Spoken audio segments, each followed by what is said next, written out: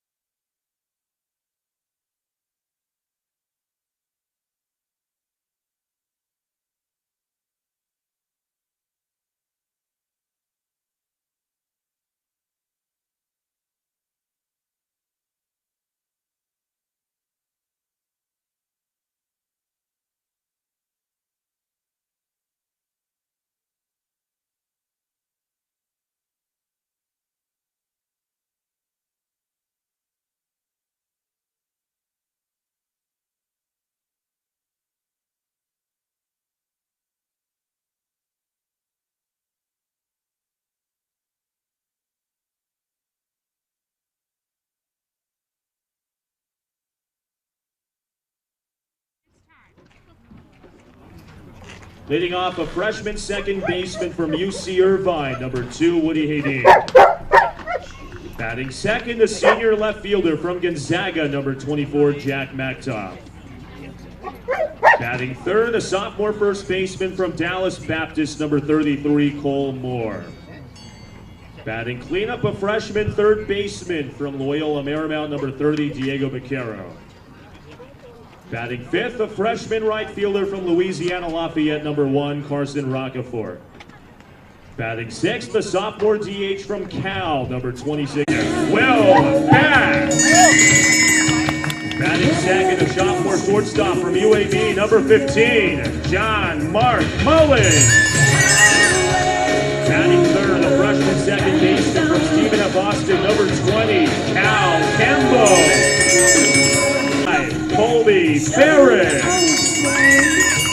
Batting sixth, the redshirt freshman catcher from Northwood University, number 17, Matt Magno. Batting seventh, the senior left fielder from Northwest Nazarene, number 12, Aiden Keller. Batting eighth, the junior DH from Gardner Webb, number 8, Joe Brazil. Batting ninth, the freshman third baseman from UAB, number 24, Leo Harris. Now for the Chinooks, a 5'10" sophomore right-hander from the Masters University, number 14, Nelson Schutte. Our umpires this evening behind the plate, James Ainsworth at first, Ken Garner at third, Tyler Thurman. Ladies and gentlemen, at this time, we ask you to please rise and remove your head cover for the singing of our national anthem. Tonight's anthem will be sung by Technical Sergeant Micah Lawler, who works in the low observable section of the 477th Maintenance Squadron, where he is responsible for maintaining the stealth properties of the F-22 Raptor. In a civilian capacity, he performs heavy maintenance on the F-22 as an employee of Boeing. Micah exemplifies the citizen airman concept fundamental to the Air Force Reserves.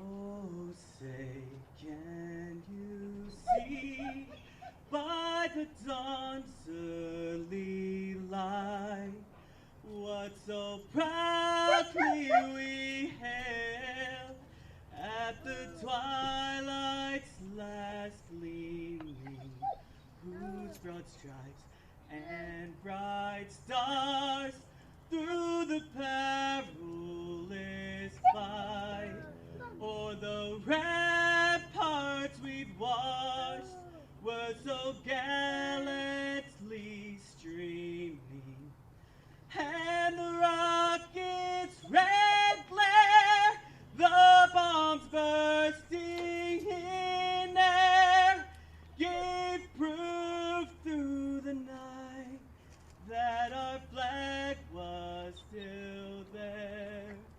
Oh, say does that star-spangled banner yet wave o'er the land of the free and the home of the brave.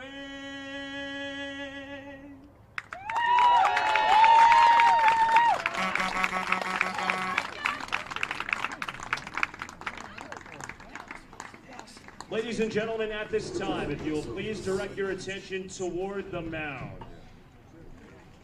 Tonight's first pitch will be thrown out by Colonel Brian Nacho Buddy. Buddy is the Deputy Commander of the 477th Fighter Group. He is a command pilot with more than 1,500 hours in the F-22. Along with the commander of the 477th Fighter Group is Colonel Jonathan Gratian. He is proud to serve alongside the warriors of this elite group. The 477th Fighter Group's proud heritage dates back to the famed Tuskegee Airmen who overcame adversity at home and abroad to become some of the most feared and respected fighter pilots of World War II. Today, the 477th Fighter Group seeks to continue that legacy of excellence by providing America with combat air power in the world's most lethal air superiority fighter, the F-22 Raptor. The reserve citizen airmen of the 477th Fighter Group are proud to call Alaska home and stand ready to act as the nation's sword and shield. Colonel, let it fly.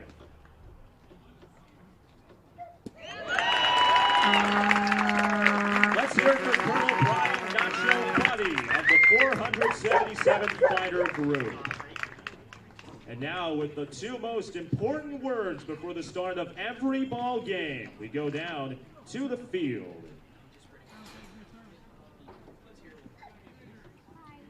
All right, ladies and gentlemen, we have with us today 8-year-old twins Jack and Madeline Gratian. They are the children of Colonel Gratian, commander of the 477th Fighter Group, and they have two words you long to hear. Play ball!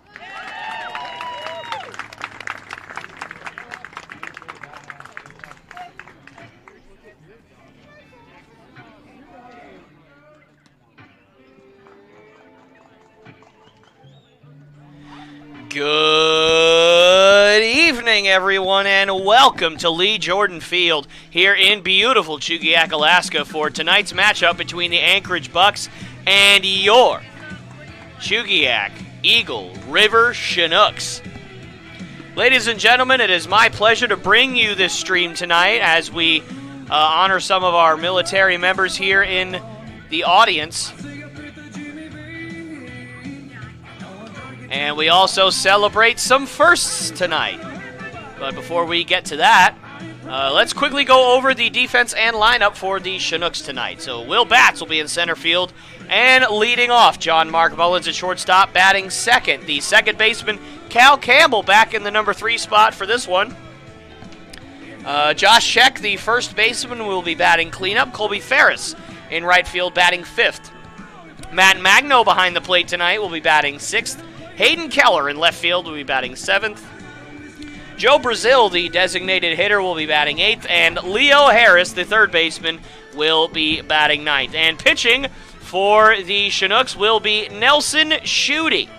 So we'll see if his sinker-cutter combination can pay him some benefits tonight. But before we can answer those questions, I am joined here in the studio by pitching coach Troy Hervey, back at it here again in the studio. Coach, how you doing today? I'm doing fantastic. How are you? I'm doing wonderful. Hey, we already got 4 strikes on the board. Oh, it's gone. Oh, dang I didn't know you could do that. We got 1 out. That's a good start.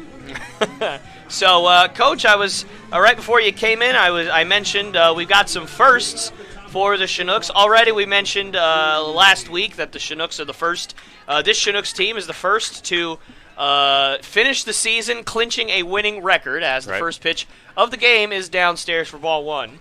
But also first is, although there is a little bit of confusion with the schedule, but barring absolute catastrophe, the Chinooks are going to be the first team to host a first round of the playoff series. How does that make you feel as a coach?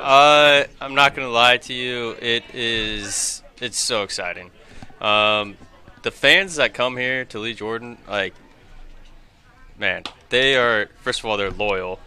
They're fierce, and they get behind our team. And to be able to play a playoff series in front of them, it's great for the guys, but really the community deserves it. Right? This is the 12th year of this program, and to be able to do it for them, I know this place is going to be rocking, and we are very excited to host a playoff series.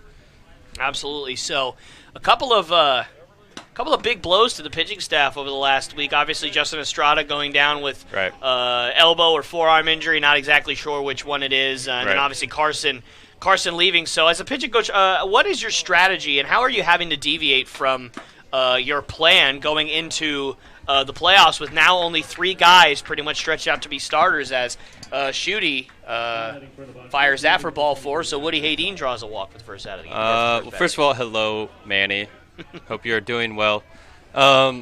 So with Jay Stroud, real quick, just to clear it up, just in case his family's watching, I'm sure you've talked to him, but we're not overly concerned with what's going on with him. So hopefully, we're in high hopes that he'll actually be able to come back for us.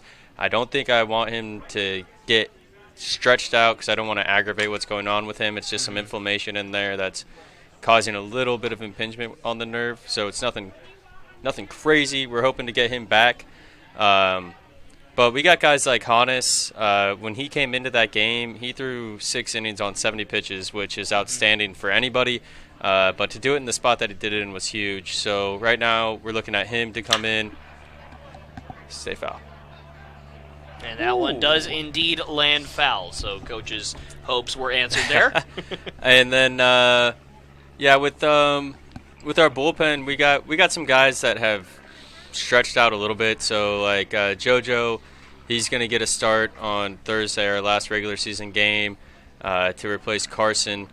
And it's tough. Carson left on such a high note. I mean, pitched the best game of the summer, really, for any Chinook.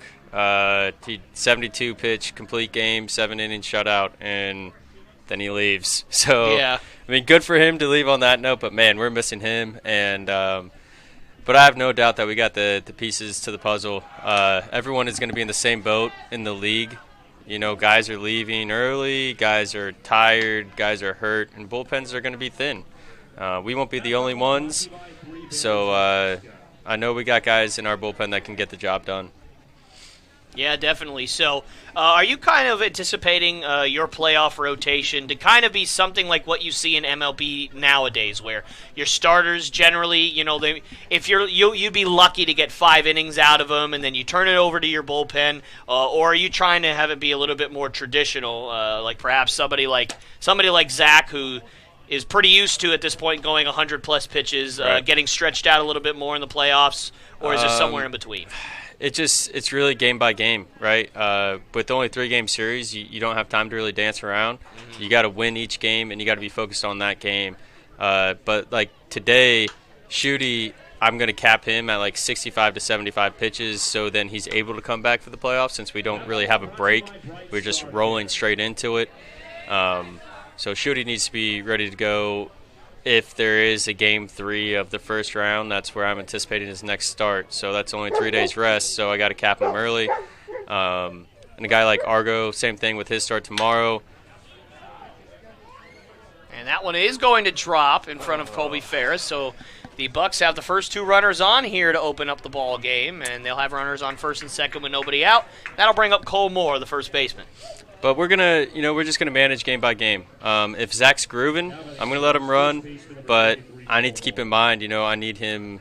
He's gonna have to start another game, and it's gonna have to happen quickly. Right. The thing with Zach is like this is it for him.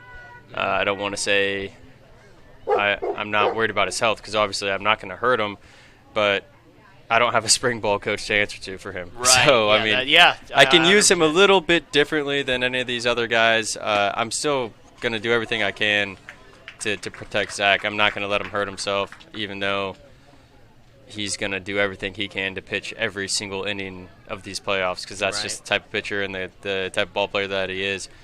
So I'm going to have to kind of hold him back in a sense, but he's going to go out. He's going to compete for us, and Argo's going to compete for us. Shooty's going to compete for us. Hannes is going to be out there. It's going to be all hands on deck each and every game, and it's one game at a time type of mentality. So let's say best case scenario, right? So you go, let's just say you go Zach game 1, Shooty game 2. I'm not sure if that's a plan or not, but let's just for the sake of the example do that. Right. You win both. You have a day off in between. Mm-hmm. Do you go right back to Zach, or does that just depend on how many pitches he threw? Or I wouldn't want to go right back to Zach. That's only 2 days rest. I would like to get him at least 3. So my intentions right now are to have Zach game 1 and game 2 of the second round, with Argo going that first game of the playoffs. Right. And, again, we can mix in a guy like Hayden Keller, and he can open us up like we've seen where I can throw him for 2 innings, one time through the order, and then I can bring in a guy like Argo or a guy like Shooty who's on limited rest, but 2 innings already taken care of. Go get me 3 innings. I can figure out 4 from the bullpen. We got guys that can get the job done. Right. Yeah, and that actually perfectly leads into my next question, which is what do you foresee the role being for guys like Hayden and like Leo that obviously don't just pitch but that also have to play the field? And Leo obviously has recently at least taken over full-time third base duties over there. So he's shown flashes all summer, and he just hasn't had consistent time over at third, but that doubleheader on Sunday, he played really well. He's doing well at the plate, but he's also a 90-plus mile-an-hour arm that he's going to have to pitch for us. He's going to pitch today or tomorrow. That's the plan, and I'm going to stick to it. Whether we're up or we're down, he's getting in today or tomorrow just to get back on the mound. And we got guys like Pate who can slide into third if we make a replacement with Leo on the mound, or Patty can play third, or Joe Brazil can play third. We got plenty of other guys to switch in there. So if it's a situation where I feel like we need it, he'll pitch. There you go. That's big time. And that is exactly what the doctor ordered right there, a 6-4-3 double play. So that will be 2 outs now, but the Bucs still have an RBI opportunity for Diego Baquero, the third baseman, with a runner on third and 2 outs. So anyways, Coach, didn't mean to interrupt you, but go ahead. But yeah, Leo and Hayden both. So Hayden, I'm really anticipating him starting one of the playoff games is kind of what I'm thinking, which will just kind of take him out of the lineup, which we got other bats that can fill in there. And that's kind of the way that I've talked to Hayden about it, and that's what he's most comfortable with right now. Kind of saying, hey, you're starting this game. I need 2 innings from you. You don't have to worry about hitting.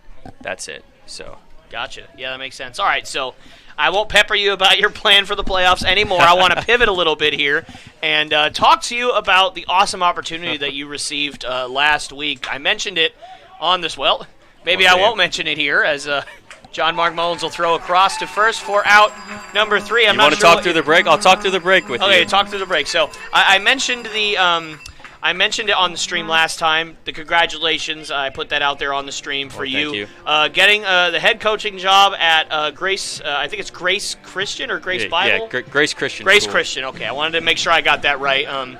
So first of all, congratulations to you. Thank you but very also, much. just if you can briefly just talk a little bit as to how that kind of came about and how excited you are. Ted McGovern is one of our assistant coaches. He's actually, well, I guess no longer. I am now the head coach.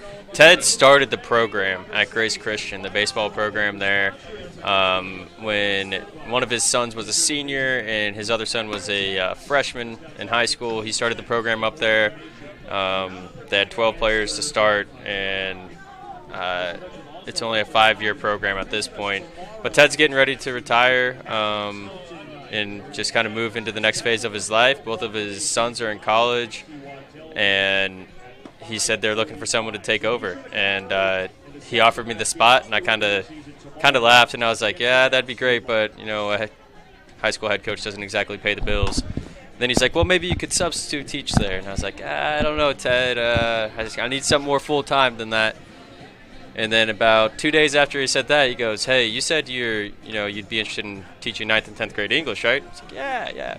He said, well, the 9th and 10th grade English teacher just resigned, so that's open. I was like, wow. I was Amazing. like, okay. So I applied for that. Went really well with the principal and the superintendent, and ended up getting the job. And I accepted, 3 or 4 days ago now. And I was actually in my classroom yesterday afternoon, and got to know some of the other teachers. So really looking forward to that. And big shout out to Ted McGovern for hooking me up with that. So I'm an Alaska man now. There you go. Well, congratulations, Coach. Thank you. I won't keep you anymore. I know you got to get going. Thank you for coming in. Thank you. Is there anything you'd like to say really quick before you head out? Just, again, as everyone says, we appreciate all the fans, everyone watching at home, all the support for the guys to get up here, whether it's financially, just praying for the guys, whatever you do. The guys really appreciate it. And we're looking to do something special for you guys in the next week and a half here. All right. Thank you so much for joining us, Coach. Thank you.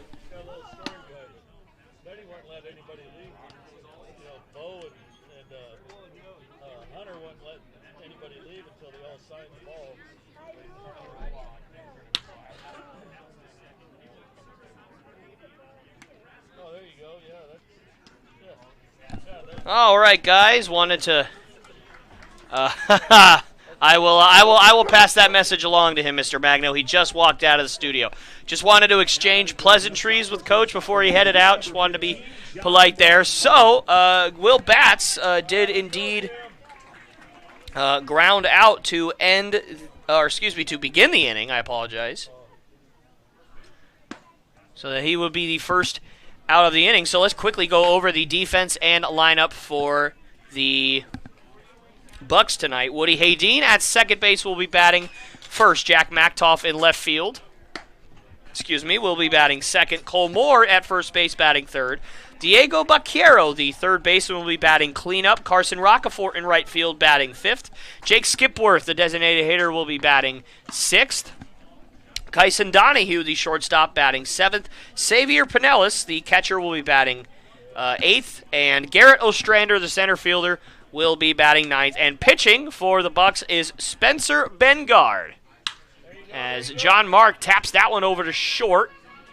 And Donahue will throw over to first. And Mullins is beaten to the bag by just a step. So 2 groundouts to open up the ball game for the Chinooks. So I was mentioning earlier, there's a little bit of confusion among the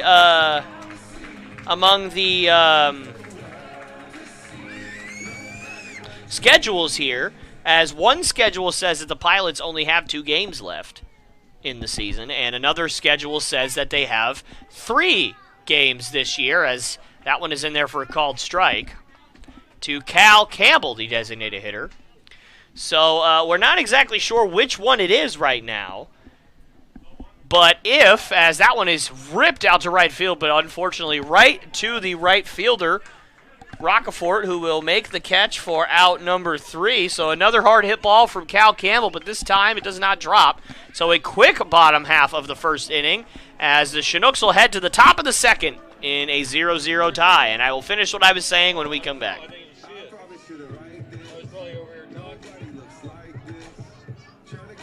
In the bottom of the first for the Chinooks, no runs, no hits, no errors, no man reach. At the end of one, the score, no score between the Chinooks and the Bucs.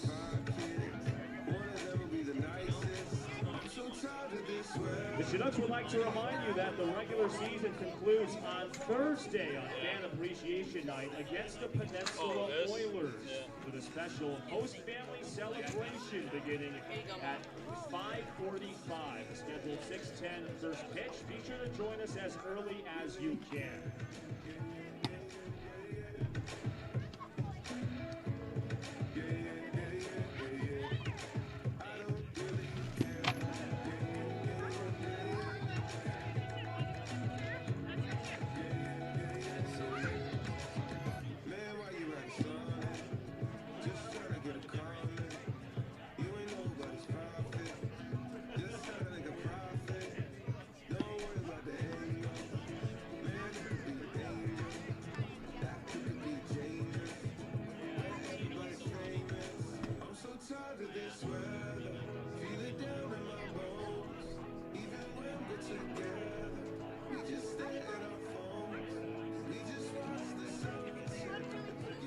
Leading off the top of the second for the Bucs, right fielder number 1, Carson Rockefort.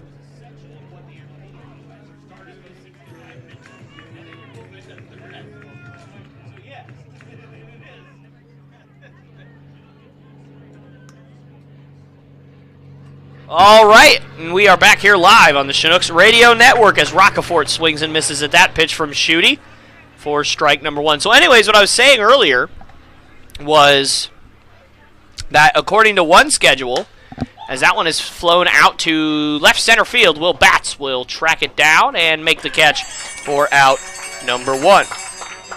Is that one schedule says the Pilots have 2 games left, and another says that they have 3 games left. So we're not exactly sure which one it is.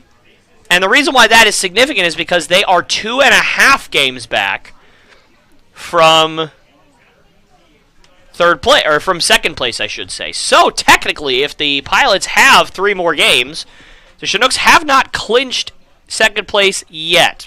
Although that would be barring absolute catastrophe. But I do believe that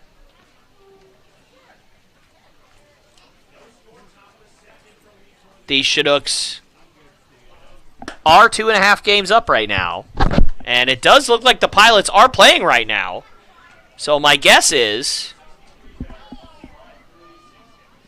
they do have 3 games. I'm not exactly sure. But either way, no matter, as Schutte is down 3-0 here to Jake Skipworth, and he walks him on 4 pitches. So the second walk issued by Schutte so far.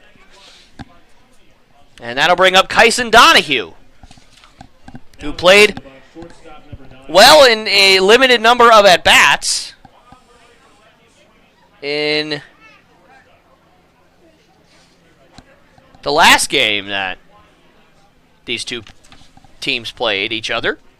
He doubled and walked, so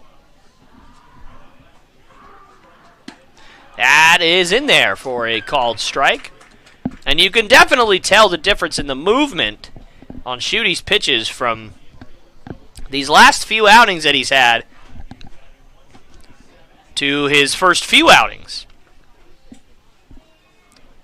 And it's no wonder why he has been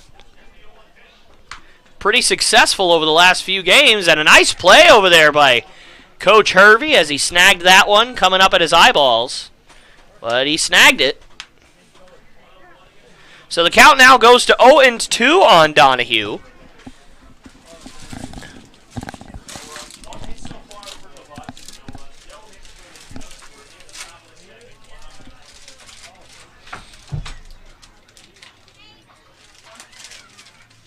And the 0-2. Swung on and fouled off to the left, as I'm sure Shooty would love to get that sinker working and get another ground ball here. Perhaps get another double play like he did in the first. Shooty able to escape a runners on first and second, nobody out jam by inducing a double play and then another ground out.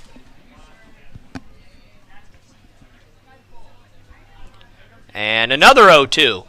And that one is swung on and held on by Matt Magno. So that will be out number 2 as Shooty gets his first strikeout of the afternoon, or excuse me, of the evening. And that will be out number 2 as that'll bring up Xavier Pinellas, who's behind the plate today. Or at least supposedly that'll bring up Pinellas, and here he comes.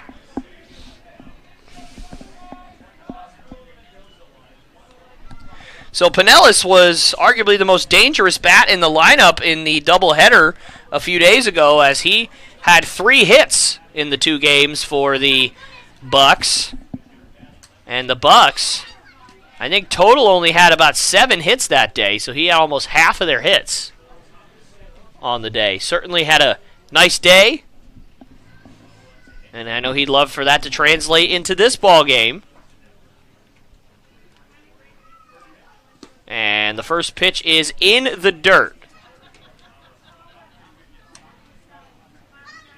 So either way, ladies and gentlemen on the stream, if the Chinooks win the ball game tonight, then they will clinch the number 2 seed, as the Pilots, even if they win out, do not have enough time to come back in that race, as the second pitch of the at-bat is tapped foul down the right field line. So the count moves to 1-1.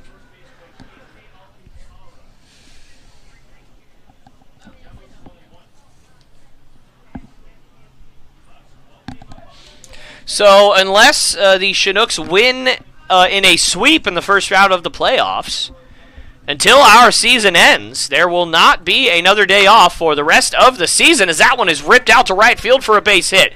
They're going to turn, and they're going to send Skipworth to third, and a good throw by Ferris, and Skipworth is out trying to take third base. What a throw by Colby Ferris, as the inning is now over, and the Chinooks will head to the bottom of the second, still in a 0-0 tie.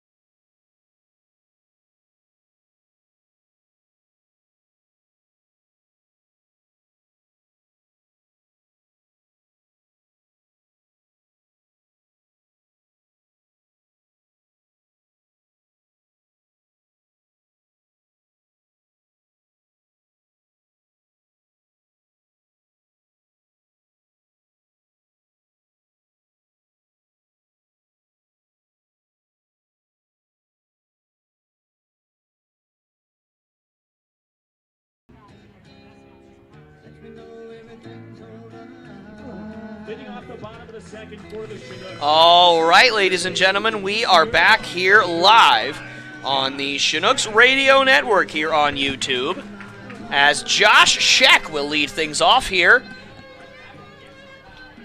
in the bottom of the second, as the Chinooks are in a 0-0 ball game now with the Bucs, as Spencer Bengard looks to continue his performance from his nice first inning, a 1-2-3 inning in the first.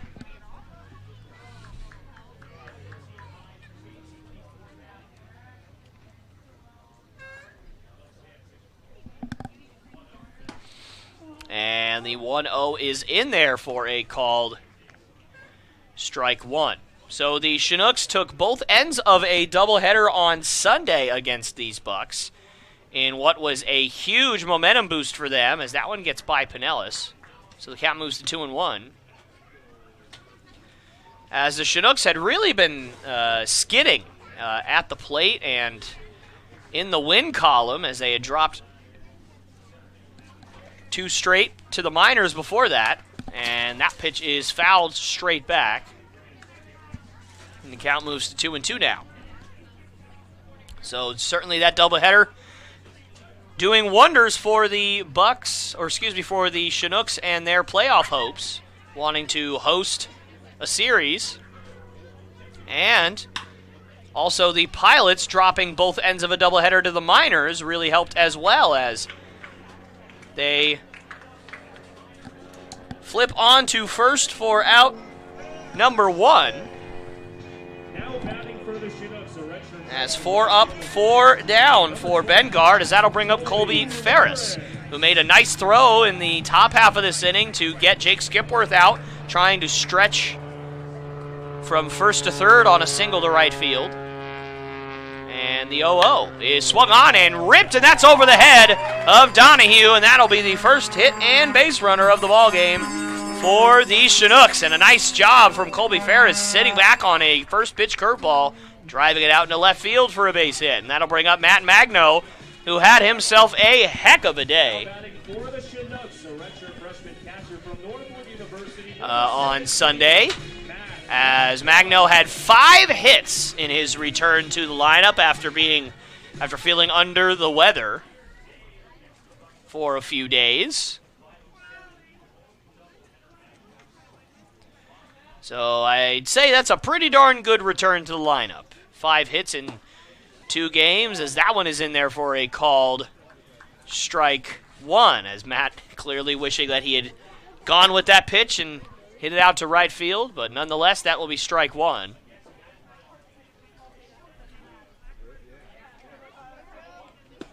And the 0-1 is just outside for ball one.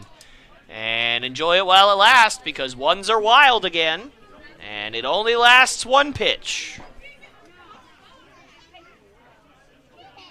And the 1-1 is just inside. Man, Bengard has thrown quite a few really close pitches that the Chinooks have taken that are just barely off the plate. And the 2-1 swung on and tapped over to third base, as Baquero will fire on to first, and that is on the ground, as Cole Moore could not dig it out of the dirt.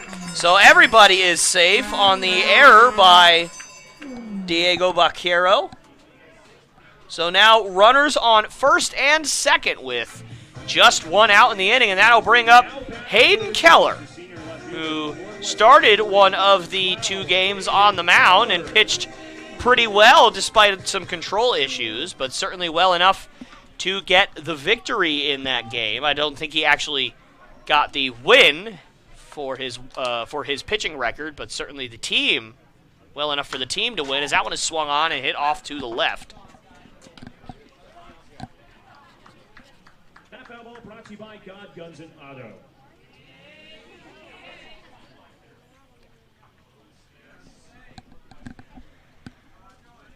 And the 0-1 is swung on and hit out to left field, as Jack Mactoff running after it, and he will make the catch over toward the left field line. So a nice play from him. So the runners will have to hold, as Hayden Keller is retired for the second out of the inning. And that'll bring up Joe Brazil, who is acting as the designated hitter tonight, dropping from batting in the 4-hole. It's where he usually bats, all the way down to 8. And if that kind of shows you his struggles over the last few ball games, love to get back on track here, especially in a nice RBI opportunity early on for him.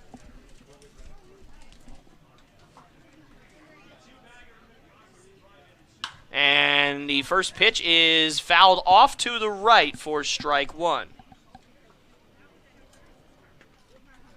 That foul ball brought to you by JR Septic Pumping and Excavation.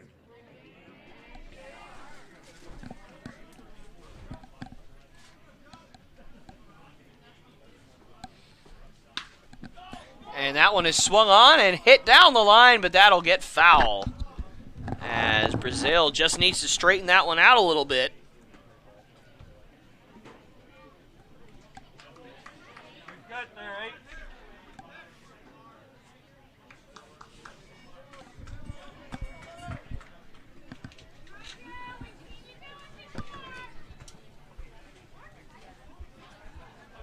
And the 0-2 to Brazil is swung on and missed, and Ben Gard knew it, as Brazil goes down on strikes for the 3rd out of the inning. So nothing comes of the single and the error in the inning for the Chinooks as they leave 2 on here, but we'll head to the top of the 3rd with this game still locked in a 0-0 tie.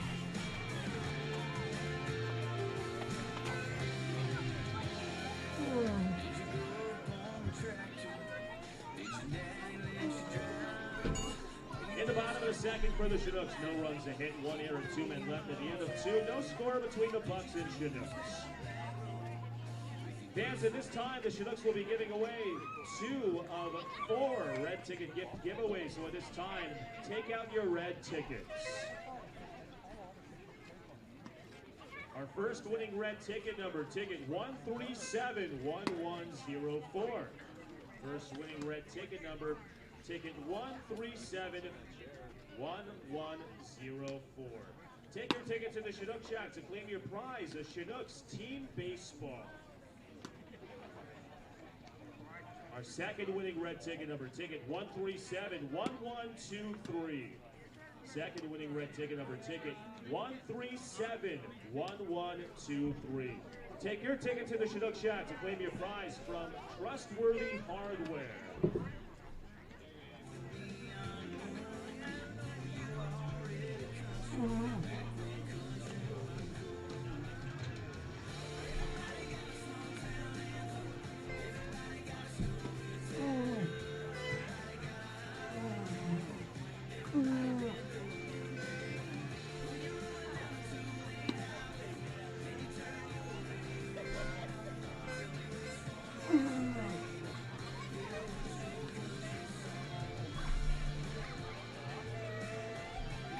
Leading off the top of the 3rd for the Bucs, center fielder number 5, Garrett Ostrander.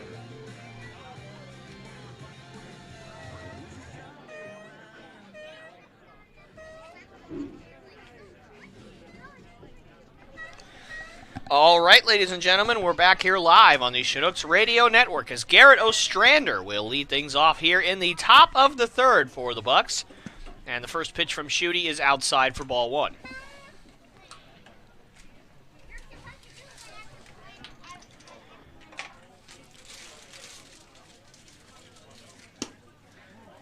And that one is downstairs, so Schutte once again falling behind here. He already has 2 walks on the day. But it has not come back to bite him as of yet. As that one is downstairs for ball 3, and you can see Schutte visibly frustrated. Not wanting to walk the leadoff man, especially somebody with as good a speed as Ostrander has. And the 3-0 is also downstairs. So the leadoff man for the Bucs draws a walk here to open up the 3rd, and that'll bring up Woody Haydeen, who also walked in his first at-bat. Second baseman number 2, Woody Haydeen.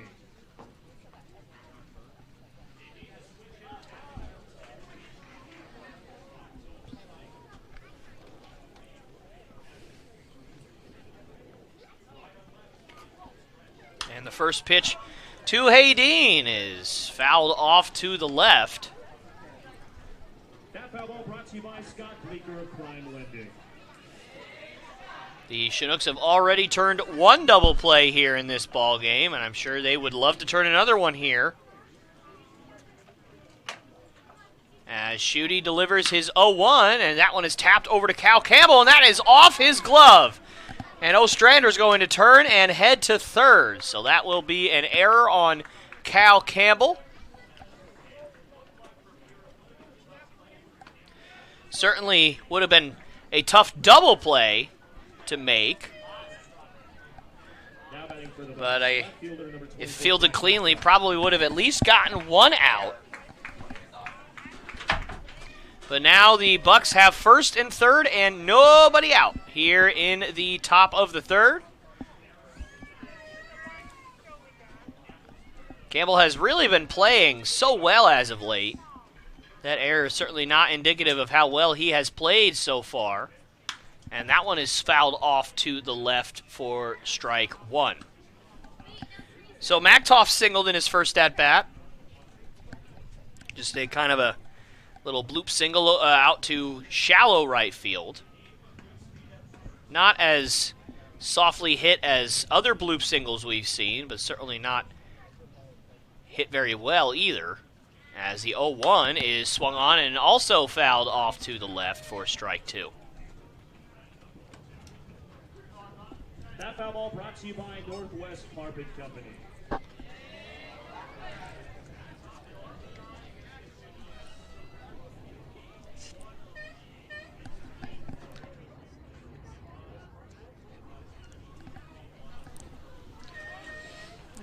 So as of right now, the Bucs, as that one is drilled out to center field, but Will Batts will settle under it and make the catch. Tagging from third is Ostrander. They'll have no chance at getting him. So after the error, Ostrander will score. And that will be a 1-0 lead now for the Bucs here in the third. Still plenty of time for the Chinooks to get back on track here and get their offense going. So certainly nothing to worry about as of right now. Anyways, as I was saying, as of right now, the Bucs are 1.5 games ahead of the Oilers. And I believe the Oilers have 2 more games left this season. And the runner will try and steal, and he is out trying to take second. Great throw from Matt Magno, and Woody Hayden is out. And that will be the second out of the inning. So now with nobody on for Cole Moore, that is about as good of a spot as you want to face him with 2 outs and nobody on. So anyways, I do believe if the Bucs win one more game, that will spell the end of the season for the Oilers, as they will be out of the playoff hunt, unless I am mistaken.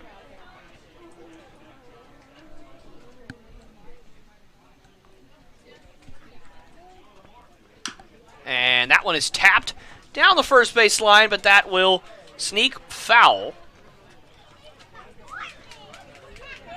as the count moves to 2-1.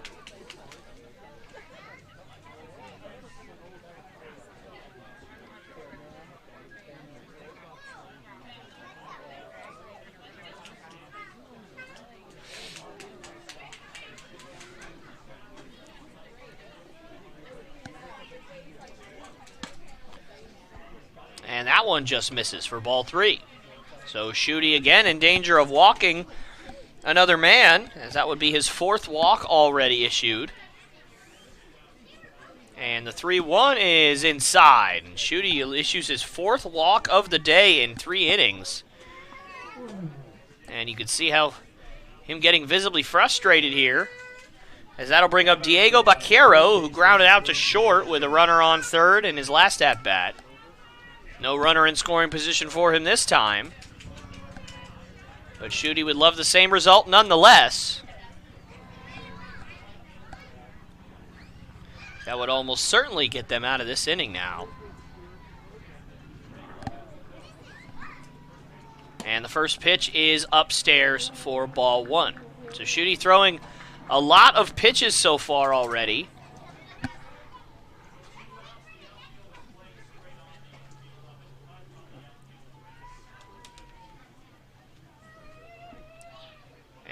1-0 is in there for a called strike.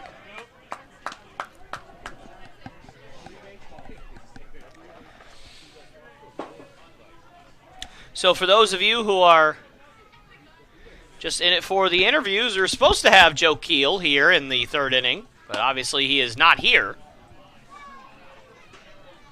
And also at some point today, we're supposed to be having Justin Nevells join us in the studio. I'm not exactly sure when he'll be in here, but he did tell me that he will be in here, as well as Pate Fullerton will be joining us in the fifth inning. So good amount of interviews for you guys today. Had some guys willing to step in here, and oh man, that just misses for Schutte. And again, the count goes to a 3-ball count. And he's in danger of walking his fifth man already, which is very out of the ordinary for Schutte. And that one is swung on and drilled out to deep center field. Will Bat's going to chase after it. He's not going to get there because it is gone. Diego Baquero drives a 3-1 fastball out of here, and now the Bucs lead 3-0.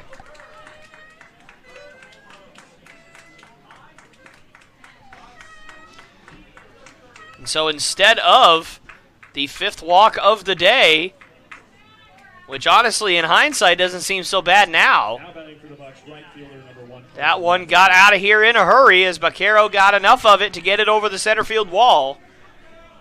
And the Bucs now take a 3-0 lead here in the third. And Schutte fires that one outside for a ball. That'll bring up Carson Rocafort. And that one's in there for a called strike.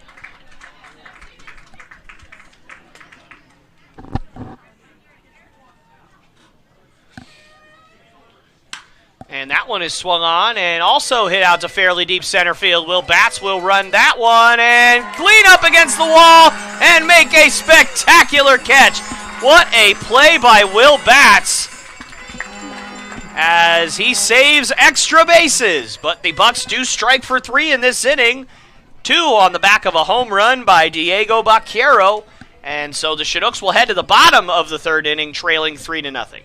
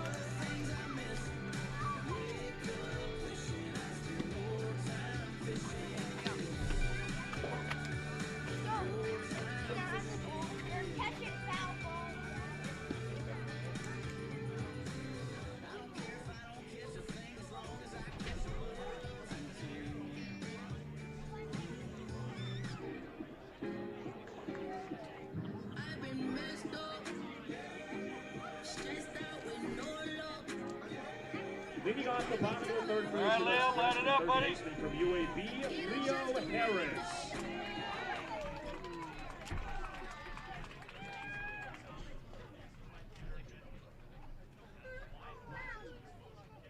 All right, ladies and gentlemen, we're back here live on the Chinooks Radio Network here on YouTube as Leo Harris leads things off here in the third. As the first pitch from Bedgard's in there for a strike, and the second pitch is outside for ball 1. So the Chinooks down 3-0 here on the back of a 2-run home run by Diego Baquero, or at least partially on the back of that homer, obviously. And that one is swung on and missed, as Bedgard has looked very, very sharp so far. Able to work out of a jam in the last inning. And that one is outside. So the count moves to 2-2. Bedgard working quickly here. appears to be getting signs from the dugout as to what to throw. Or at the very least, he just simply keeps looking over there. And the 2-2.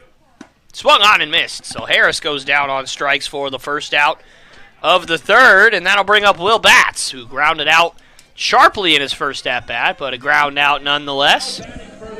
So just so you all know, Pate Fullerton just came into the studio and said that because he's been gone for so long over the last few days, he doesn't feel comfortable leaving the dugout and doing an interview, wants to be around in case they need him, which we completely understand.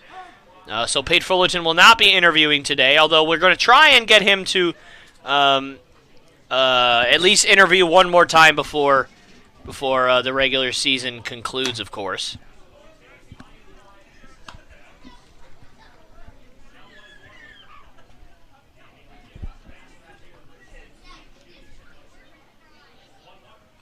And the 1-1 is outside.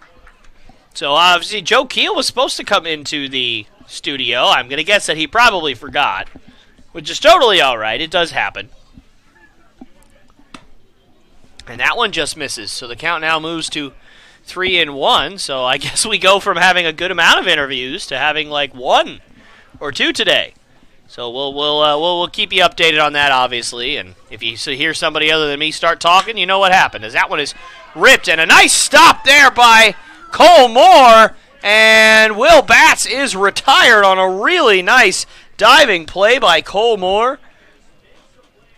And that will be out number 2.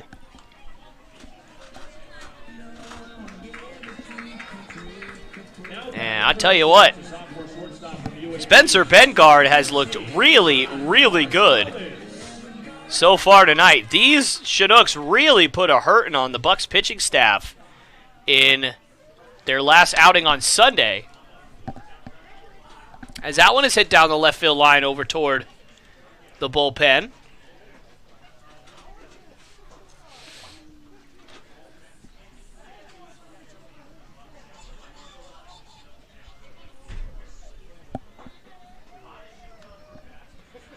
So the count is 0-1 to John Mark Mullins, who grounded out to shortstop in his first at-bat, as that one's outside for ball 1.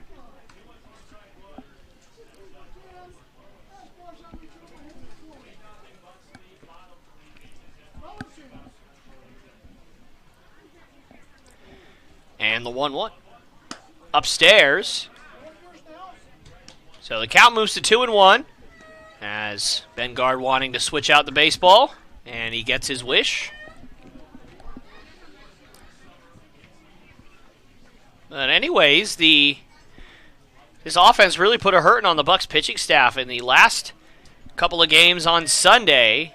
So just the fact that Bengard has come out here and really stymied the Chinooks offense, even for just 2+ innings now, is a huge victory for the Bucs, considering what happened the last couple of games, as that one is in there for a called strike 2.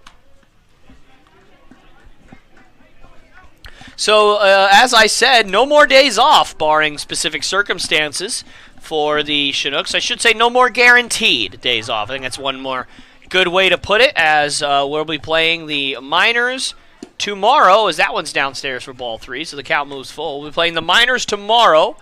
And then Fan Appreciation Night on Thursday against the Oilers. And then it is the beginning of the first round of the playoffs, starting on Friday, the 30th of July. As that one is tapped up the middle, and that's going to get by everybody for a base hit. So John Mark Mullins keeps sitting alive. Just kind of muscled that out there and hit it in the right spot. And sometimes it's a little bit better to be lucky than good. Obviously, though, John Mark has plenty of both.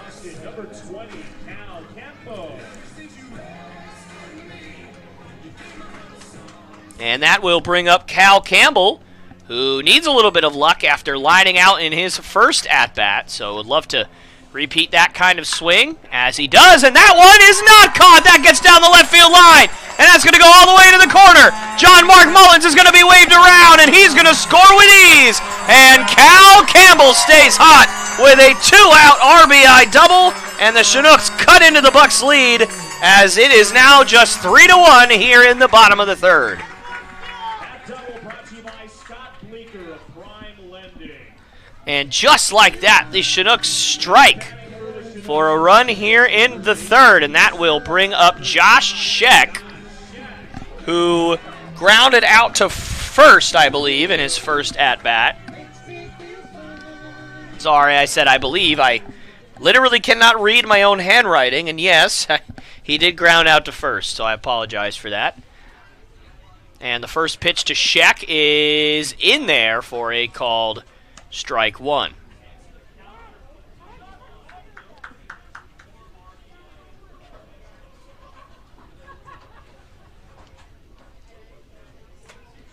And the 0-1.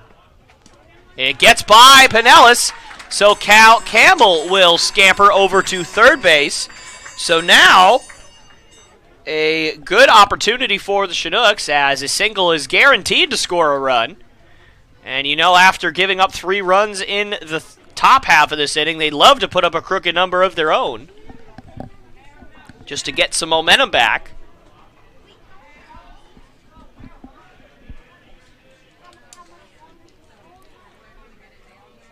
And the 1-1 to Scheck is outside, and possibly a little bit upstairs for ball 2.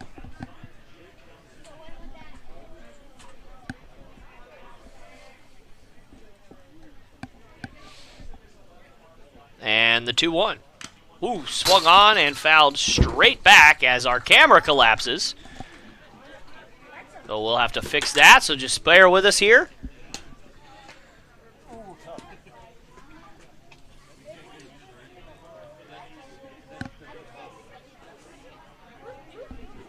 And the 2-2 to Scheck.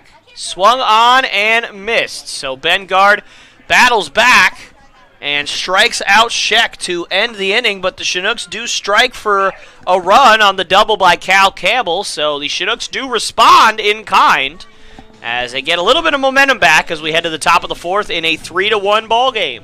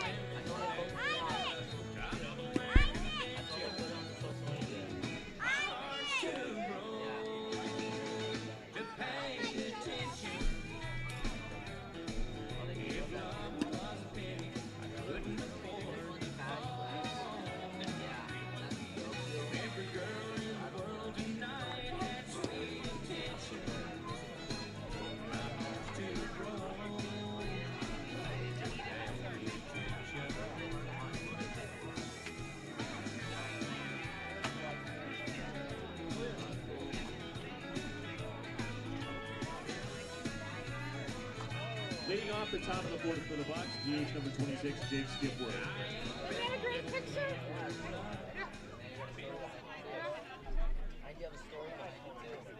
All right, ladies and gentlemen, we're back here live on the Chinooks Radio Network, here on YouTube, as Jake Skipworth will lead things off here in the top of the fourth. And he walked in his last at-bat as that one's popped high in the air on the left side of the infield as John Mark Mullins settles under it to make the catch for out number 1. So a nice start to the inning for Nelson Schutte as he looks to bounce back from a rough third inning as he gave up 3 runs, 2 of them on a home run by by Diego Baquero, Don't know how I got those two confused.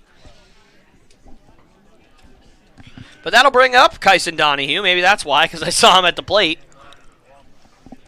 And the 0-0 is in there for a called strike.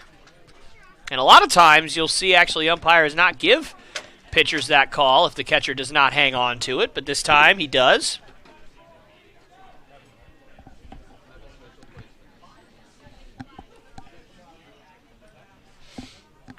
And the 0-1 is swung on and drilled to deep right field. And that one is gone. Kyson Donahue goes deep now, as the lead now balloons back to 3 as the Bucs lead 4-1. So I guess I did kind of speak a prophecy there as Kyson Donahue goes deep. So I guess I'll wear that one. That one's on me.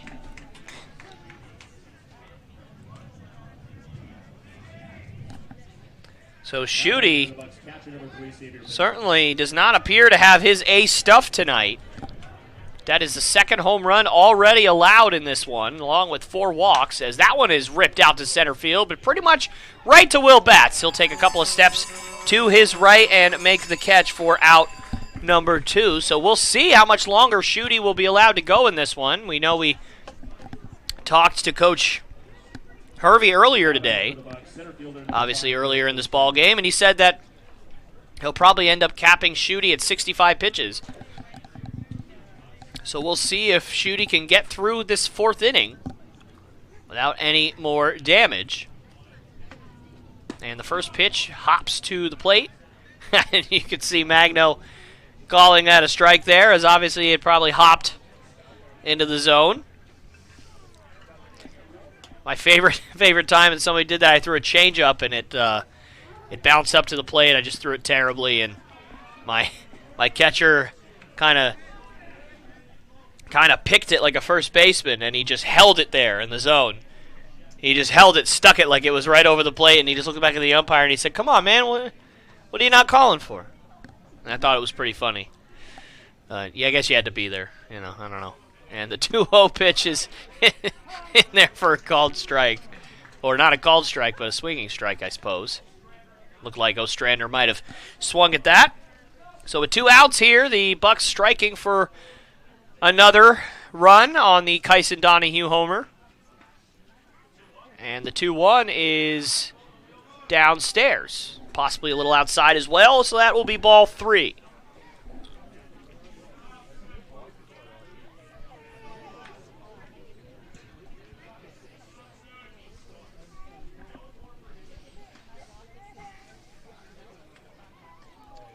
And the 3-1. It looked like a slider there from Schutte, so a nice pitch call there, as that one's fouled off to the right for strike 2. That foul ball brought to you by Bright Star Care.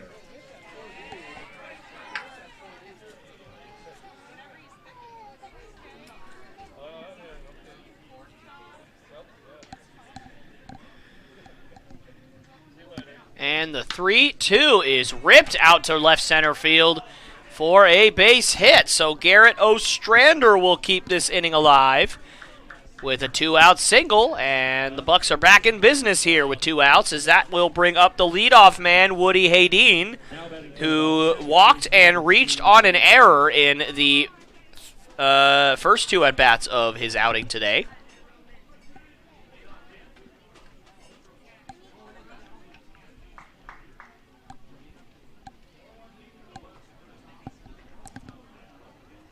And that one is tapped over to first, and Sheck with a nice backhanded stab. And he will make the play for out number 3, but the Bucs do strike for 1 more on the solo home run from Kyson Donahue, so we'll head to the bottom of the 4th inning with the Chinooks still trailing by 3, but this time it is 4-1.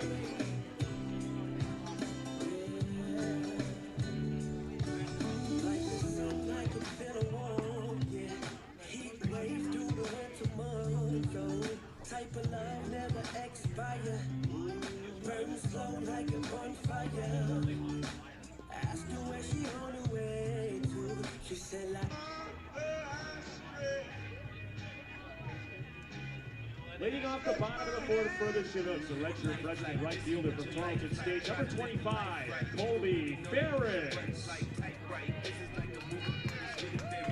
All right, ladies and gentlemen, we're back here live on the Chinooks Radio Network here on YouTube as Colby Ferris leads things off here in the bottom of the fourth. He singled in his first at-bat on a nice first pitch swinging on a curveball.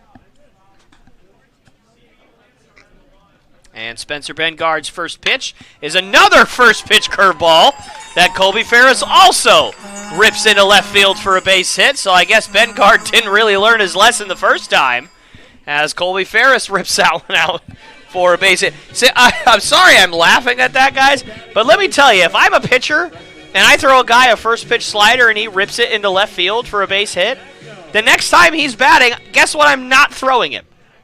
That exact pitch. So I'm sorry, it just makes me laugh. But either way, that'll bring up Matt Magno, as that one is just inside for ball one. So Matt Magno reached on an error in the first inning, throwing error by Diego Baquero over at third. And the 1-0 as Ferris takes off, and Magno swinging at that one. Colby Ferris had a really nice jump. Obviously, Magno liking what he saw with the pitch, swung and just fouled it straight back. So there is a pretty cool announcement that I am happy to make, as Eagle River High School just won the state championship against South Anchorage. I believe it was the first time, possibly ever, that Eagle River High School made it that far, and they come out with a probably unbelievably stressful 1-0 victory over South Anchorage. So congratulations to them and to all of the players, the coaches, the families, the students at that school. That is certainly something that they and their community will never, ever forget. So congratulations to them. Certainly groundbreaking, as that one is tapped over to Baquero, and another error. 2 Matt Magno at-bats, 2 slow rollers to Baquero, and 2 errors. I mean, how many times do you see that happen? Especially with Colby Ferris pretty much doing the exact same thing in the at-bats before those 2 occurrences.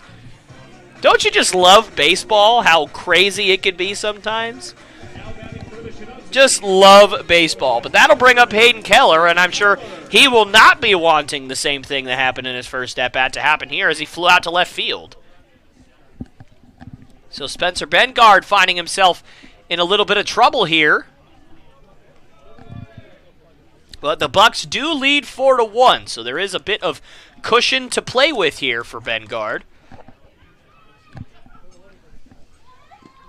And the first pitch gets away from Pinellas, and both runners will move up 90 feet on the wild pitch. That is the second wild pitch already for Bengard, as he's obviously...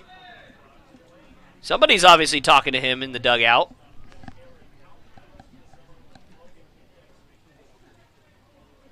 So now 2 runners in scoring position for Keller, and nobody out. So a good opportunity here for the Chinooks, as that one is ripped down the right field line, but that will get foul. Really nice swing there from Keller, just couldn't stay back long enough.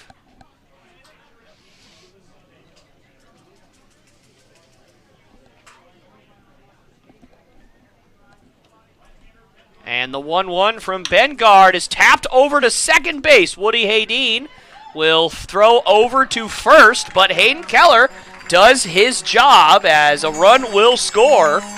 And also, Matt Magno will be able to move over to third. So at the very least, a very productive out for Keller, as now the lead is sitting at 4-2. And that'll bring up Joe Brazil, who struck out in his first at-bat. And a good RBI opportunity for him, as if he could just get one in play on the ground perhaps, or a fly ball into fairly deep, into the outfield fairly deep at least. Should be an RBI for him as well, as the first pitch to him is way upstairs and outside. Almost like a pitch out there, but obviously that was not the case. Unless they were unbelievably confident that our catcher would be stealing home there. Which, if that's even the case, then why would you pitch out? Because the ball's further away from home. So I'm going to guess probably not, as that one is tapped out to short, as they will throw on to first for out number 2. But Magno scores, so the Chinooks have cut the lead to just 1, as they now trail only 4-3 here in the 4th. So 2 really nice jobs there from the 7 and 8 hole guys for the Chinooks, getting those runs home, as that'll bring up Leo Harris, who I'm sure would love to restart this inning now with 2 outs.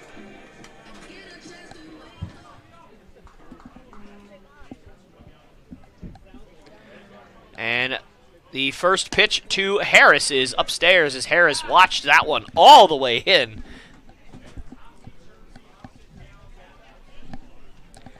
And man, first couple of innings, this was looking like it was going to be a nice, easy, breezy pitcher's duel, but the last 2 innings have been absolutely jam-packed, full of offense. Obviously, 2 different types of offense. Excuse me, I tried to say kinds and types at the same time. And so it came out kites. That's what I said. 2 different kinds of kites. And that pitch is in there for a called strike, so the count moves to 2-1.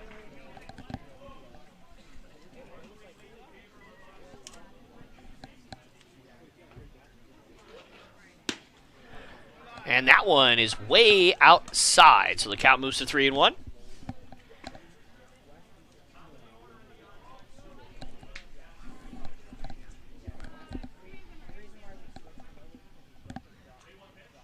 And that is a nice 3-1. Looked like a slider, perhaps a cutter, not exactly sure. But either way, Harris swings through it for strike 2.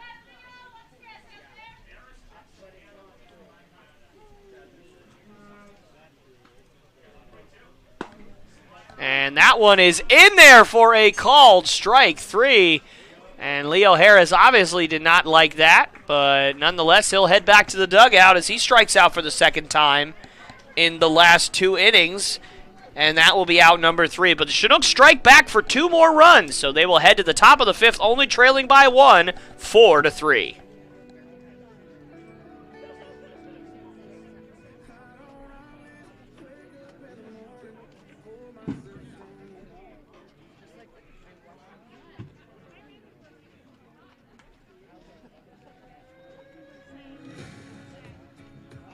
Fans, this call to the bullpen is powered by Shop 180. Now pitching for the Chinooks, a redshirt junior right-hander from Loyola University, number 34, Thomas Kentry.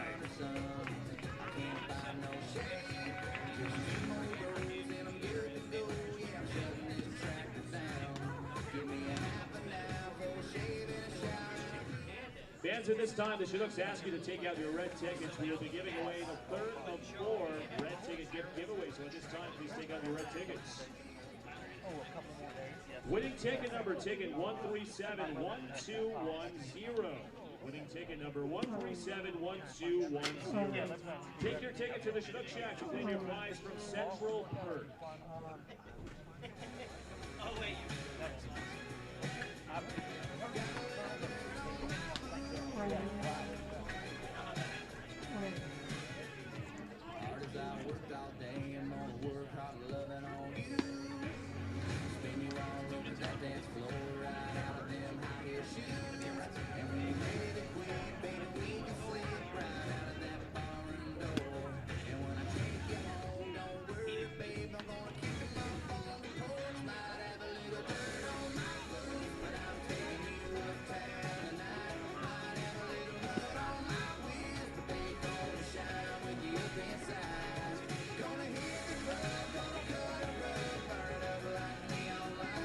Leading off the top of the fifth for the Bucs, left fielder number 24, Jack Kaitar.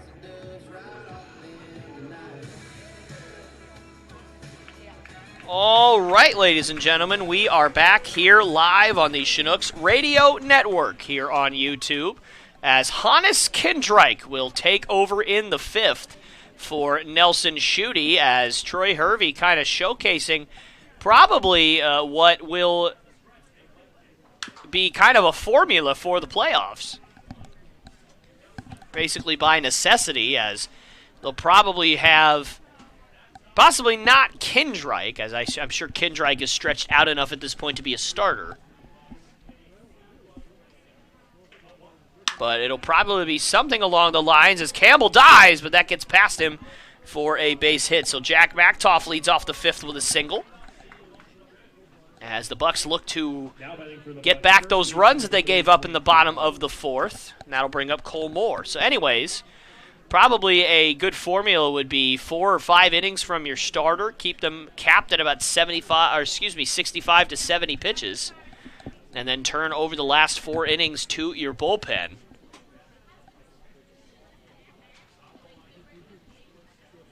And it looks like somebody already warming up in the Chinooks bullpen, as that one is tapped out to right field, and that's going to drop for a base hit. Machtoff will turn and head to third, and no chance for Ferris to get him. And so just a couple of pitches into this inning, the Bucs are in business. They have runners on the corners. And 2 balls that were not hit particularly hard, but they were hit particularly well, as they hit them where they're not. That's the name of the game.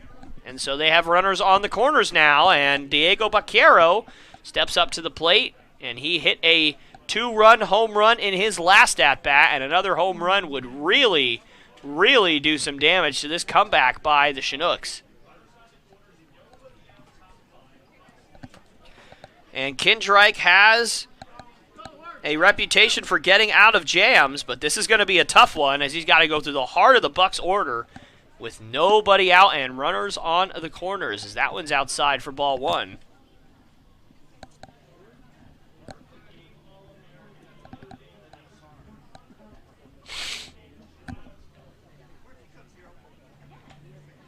And the 1-0 is swung on and missed. Good pitch there from Kindreich,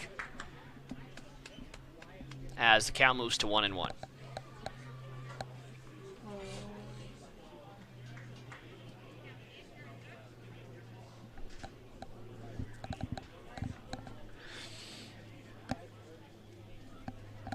And the 1-1 is a curveball in the dirt, and that gets away from Magno. Not enough for the runner on third to move, but plenty of space for Cole Moore to swipe second. So now 2 runners in scoring position with nobody out.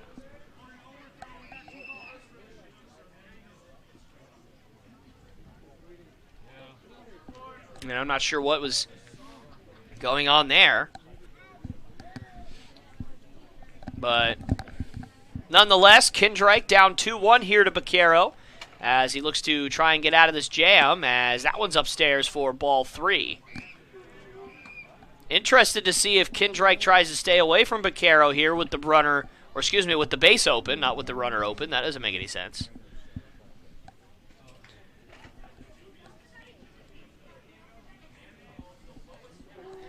And the 3-1 to Baquero is swung on and ripped and caught by Cal Campbell.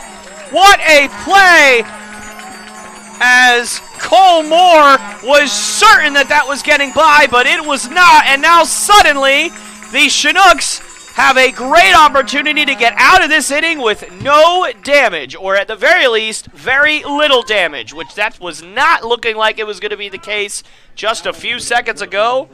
What a play by Cal Campbell.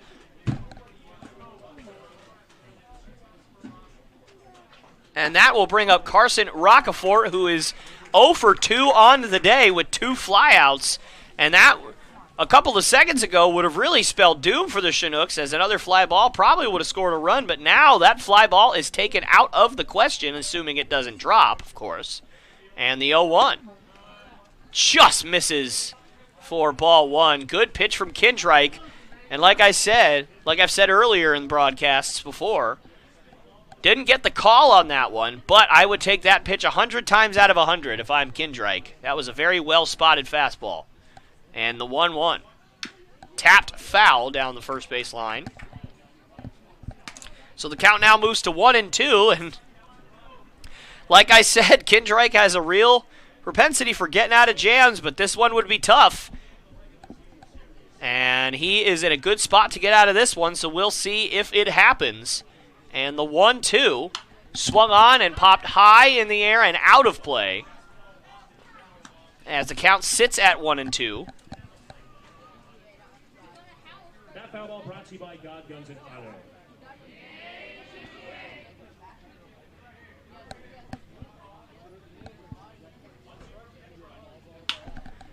And that one is hit down the right field line, and that's going to be a fair ball. And that gets by Colby Ferris, and Rocafort's going to turn and head for third. The throw in by Campbell is far too late. And so Carson Rocafort with a 2-out triple. And despite Kindrike's best efforts to get out of that jam unscathed, he will not, as the lead now goes to 5-3 here in the 5th. But still with 2 outs, as Jake Skipworth will come to the plate with another RBI chance as Kindrike looks to get out of this inning. First pitch to him is, I couldn't exactly tell where that missed. I think it might have been inside. Kind of hard to see from this angle. Obviously, because Magno dropped the ball, so I couldn't exactly tell where that pitch would have ended up. But either way, ball 1. And the 1-0 is upstairs. So good hitters count for Skipworth now.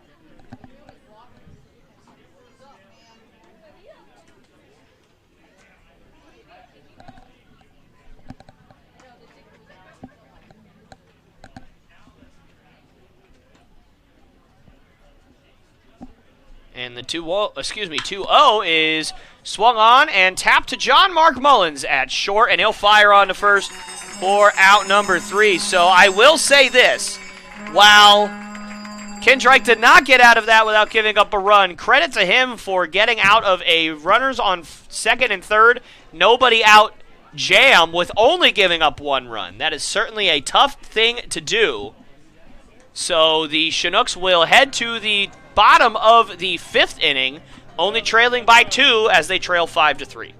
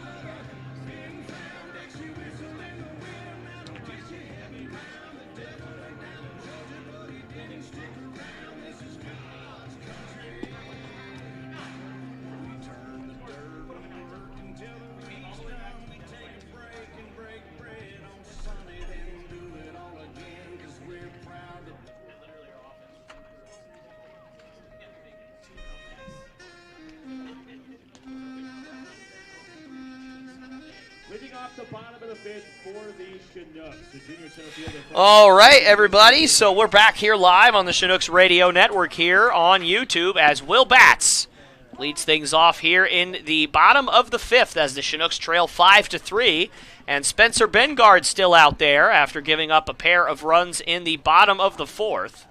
And Will Batts swings and misses at that one. Had some real nice tail on that pitch, did Bengard. So Batts is down 0-2 in the count now. And the 0-2. Swing and a miss. Wow. Spencer Bengard making quick work of Batts there. So that will be the first out of the inning. And you know that the Bucs would absolutely love a 0 here to solidify the momentum in this ball game for them. As the last two and a half innings, every team has scored at least 1 run. So there's not really any team that has a lot of momentum right now. But if the Bucs are able to put up a 0, that would be huge for them as... Oh, and John Mark Mullins tried his best to get there in time, but he just did not make it as Kyson Donahue stayed with that one and fires on to first for out number 2. And that will bring up Cal Campbell, who had an RBI double in his last at-bat. Cannot have the same result here, as obviously nobody on base. Cal Campbell's really been swinging the bat well over the last 3 weeks or so.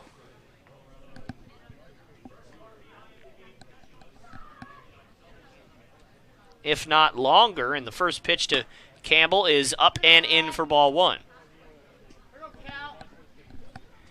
So Bengard having a nice bounce back inning so far.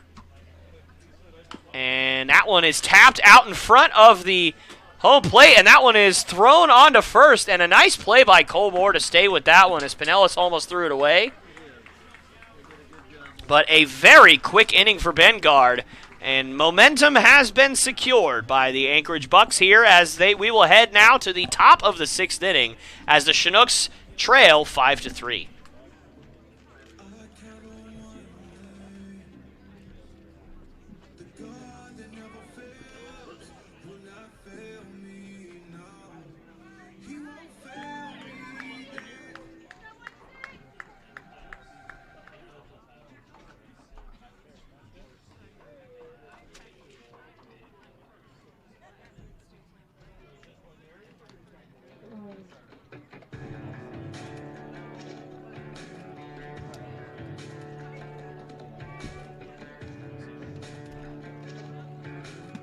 This Chinooks call to the bullpen is powered by Shop 180. Now pitching for the Chinooks, a 5'10" sophomore right-hander from the University of Arkansas in Little Rock, number 16, Reese Lansville.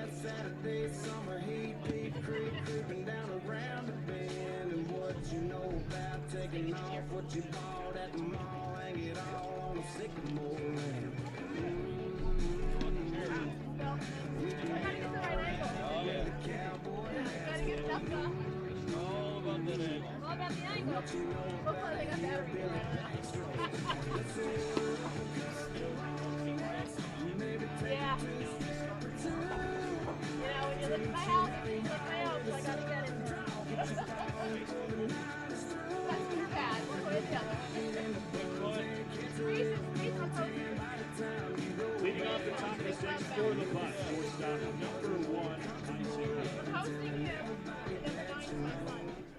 Oh, okay. All right. All right, ladies and gentlemen, we are back here live on the Chinooks Radio Network here on YouTube as Kyson Donahue leads things off here in the top of the sixth. He homered in his last at-bat. And that pitch is upstairs from Reese Lansville, who takes over for Hannes Kindreich here, who did as good of a job as he probably could have done, given the circumstance, as that one is a tough play as Leo Harris stays with it and fires a bullet over to first. That ball actually came back on him over toward his glove side as he was going to backhand it. That ball had so much spin on it, but Leo Harris staying with it and firing an absolute bullet over to first for out number 1. Good pitch from Lansville, and good to see as he's really struggled with control issues since coming back from injury, so it's good to see him get a quick out to start things out. As that'll bring up Xavier Pinellas, who's 1 for 2 so far today. He's singled and lined out in this one, and that one just misses for ball 1. So just to give you a quick update, the Pilots right now are actually up on the Miners 9-5 in their game, as that one is swung on and hit out to fairly shallow center field. Will Batts will come in and make the catch for out number 2. So 2 quick outs here for Lansville as he works against the bottom of the Bucs lineup. And this would be a huge inning for the Chinooks to put up a 0, as they haven't put up a 0 since the second inning of today's ball game, as they would love to try and retake control of this game.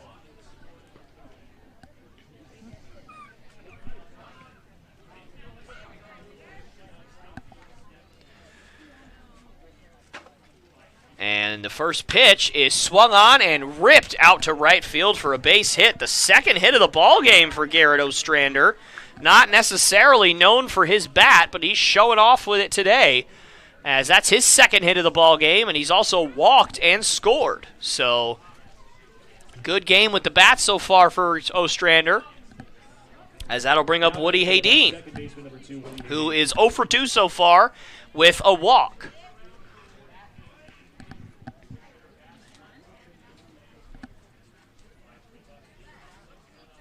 And the first pitch to Haydeen is in there for a strike. So Lansville really pounding the zone in this outing, and that's really a great sign to see. As I said, he's been struggling a little bit with control. In his last appearance, I believe he walked 4 guys. And the 0-1 as Ostrander takes off, but he will get in there without a play as that goes in and hits Haydeen. So with 2 outs here, the Bucs putting together a little bit of a rally, as this will bring up Jack Machtoff, who is 2 for 2 with a sac fly and a couple of singles. So he's swinging the bat well today.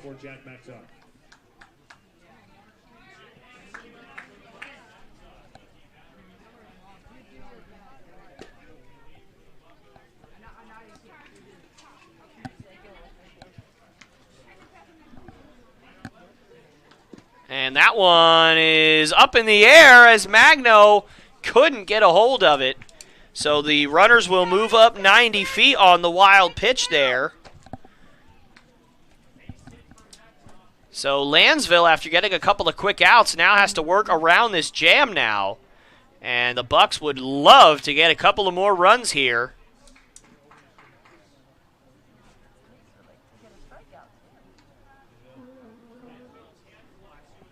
This is a huge inning for the Chinooks and their comeback effort in this one. As if the Bucs strike here, they will seize all the momentum in this ball game.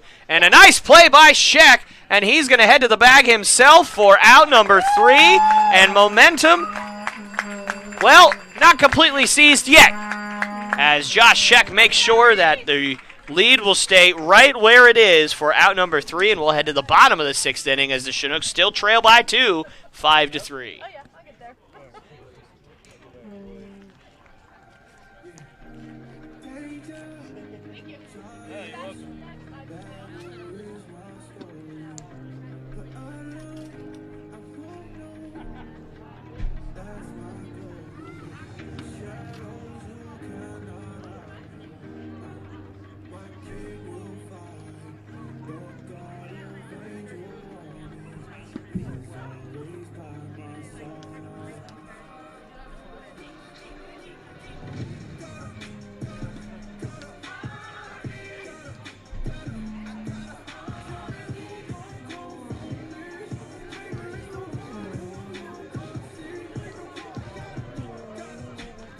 The Chugiak Eagle River Chinooks would like to thank the 477 Fighter Squadron for sponsoring today's night at the ballpark.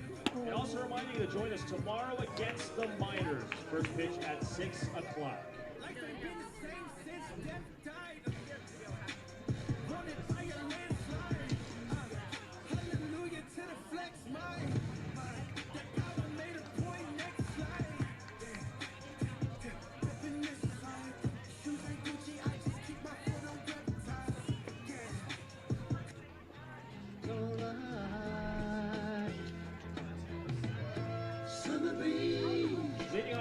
All right, ladies and gentlemen, we are back here live on the Chinooks Radio Network here on YouTube as Josh Sheck will lead things off here in the bottom of the 6th.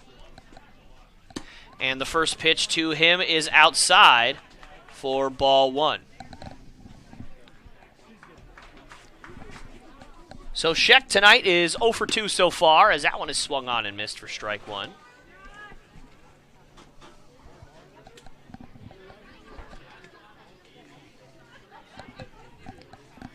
And the 1-1 is outside for ball 2. So Bengard, nice bounce back inning in the 5th after giving up some runs in the last 2 innings he had. And he is still out there, obviously, for the 6th, as that one just misses for ball 3. So a good hitter's count for Sheck, and he's got some pop in that bat. He's got a couple of really long home runs this year. And the 3-1. Oh, and that's in there for a called strike 2. And I think Sheck's height really hurt him there. That probably wouldn't have been a strike on some guys. And now the 3-2 as Bengard steps off. And, you know, Sheck would love to get on base here. Start a rally for the Chinooks. And that one is swung on and hit down the left field line. And that is going to drop, but it will be foul just by a matter of feet. So a good swing there from Sheck, but it is foul. And you can actually hear some of the fans cheering, as I'm pretty sure they didn't know it was foul either.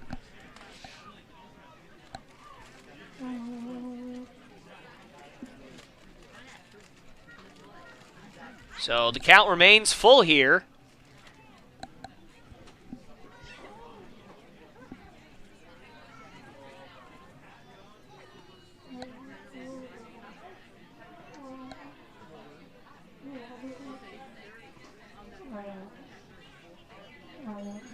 And another 3-2 pitch to Sheck, and he taps that one down the right field line, foul. So Sheck putting up a really nice at-bat here to open up the 6th. And, you know, for his sake and for the sake of the Chinooks and their effort here tonight, you'd love for him to eventually win it. But nonetheless, a really nice job as the leadoff guy to see a lot of pitches. And the 3-2 swung on and missed. So Bengard finally gets Sheck to go down, as that will be the 2nd time Sheck's gone down on strikes today, and that'll be the first out of the inning. And that'll bring up Colby Ferris, who singled in both his at-bats so far today on 2 first-pitch curveballs. So we'll see what Bengard goes to Ferris with here.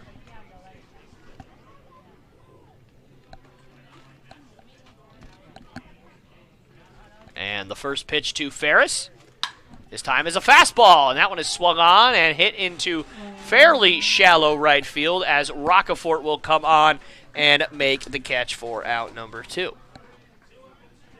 So Bengard really bouncing back here after a couple of rough innings. And that'll bring up Matt Magno, who so far has reached on 2 errors by the third baseman Baquero.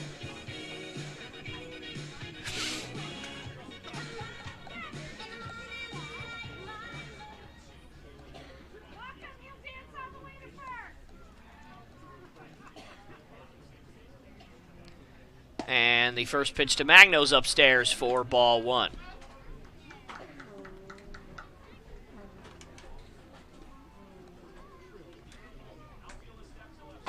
The 1-0.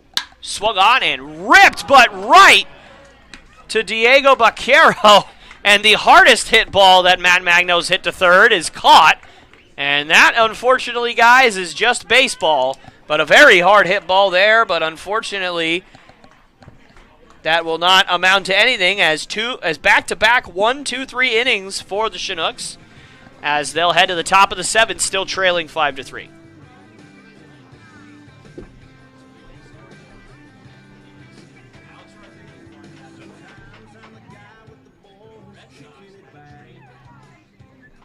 In the bottom of the 6th for the Chinooks, no runs, no hits, no errors, no men reach. At the end of 6 complete, or score the Bucs 5, the Chinooks 3. Fans, the Chinooks would like to inform you that there is a lost phone at the team tent. So if you are missing a phone, make your way to the team tent. And fans, at this time, we ask you to take out your white tickets. All of our Booster Club members, we will be giving away a white tickets gift giveaway. Winning white ticket number, ticket 833-140. Winning white ticket number 833140. Take your ticket to the Chinook Shack to claim your prize from Oopsie Daisy. And if you'd like to become a Chinooks Booster Club member, ask for Danielle in the team text.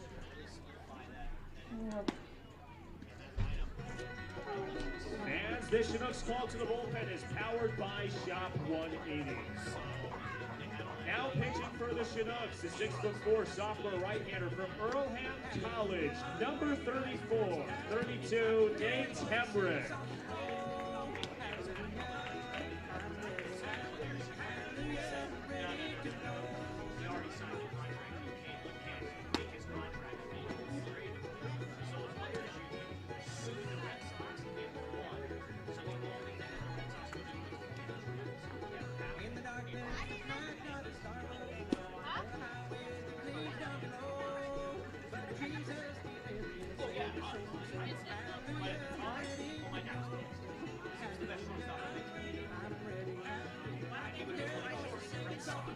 Leading off the top of the 7th for the Bucs, first baseman number 33, Cole Moore.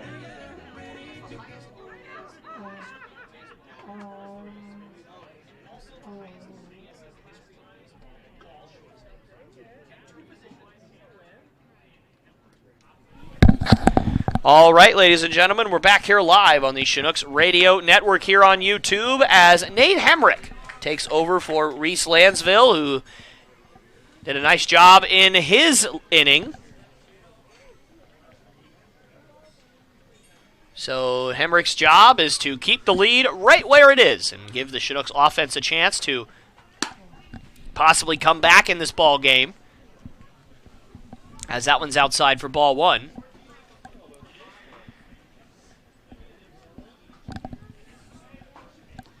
So Cole Moore up to bat now.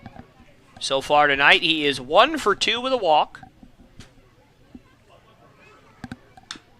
And that one's tapped foul down the right field line.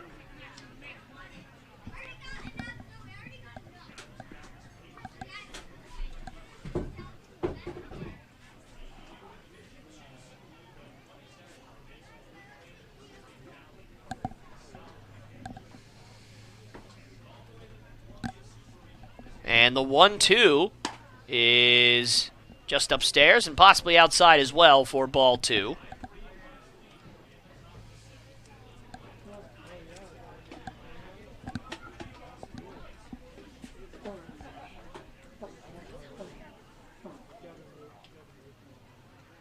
And the 2-2. Swung on and missed as Cole Moore couldn't lay off of that one. And a nice pitch from Hemrick as he gets Cole Moore swinging for the first out of the inning.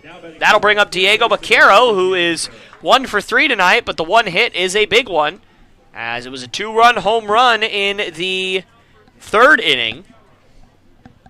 And obviously those 2 runs, the difference in the ball game right now.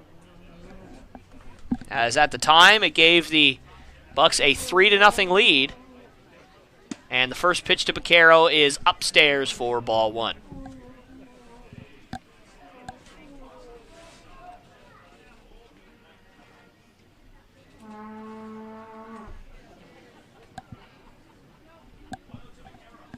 And the 1-0 is a missile out to right field, but pretty much right to Colby Ferris, as he just had to take a few steps to his right, and make the catch for out number 2. So that's a second line out for Baquero. I'm telling you, he has really been swinging the bat well as this year has gone along. He's found his swing, he's found his groove, and he's showing it here in the ABL, as that will bring up Carson Rockefort, who had an RBI triple in the 5th inning with 2 outs. That was pretty big, as that one is drilled deep to right field, but that's going to get foul, as that ends up just being a long strike. And another update, another score update in the bottom of the 4th, the Miners and Pilots game. The Pilots lead 10-4. As I actually just heard our PA man, who's also doing his own broadcast, say the exact same thing at the exact same time. So that was a little creepy. But I guess we're Braves are Braves. Our Braves. Our Braves were on the same wavelength. Yep, our Braves were on the same wavelength. My goodness. I don't know why that sentence was so tough for me to say, but here we are as the count sits at 2-1 now. Oh, boy. And the 2-1. Oh, and that one's way outside as the count now moves to 3-1. And you know the Chinooks would love a 1-2-3 inning here, as they haven't had one yet so far in this game. But Hemrick's going to have to do a little work if he wants to get there. And the 3-1 pitch is outside. So another inning that does not go 1-2-3, as that's a walk to Carson Roccaforte. And that'll bring up Jake Skipworth, who is 0 for 2 with a walk tonight.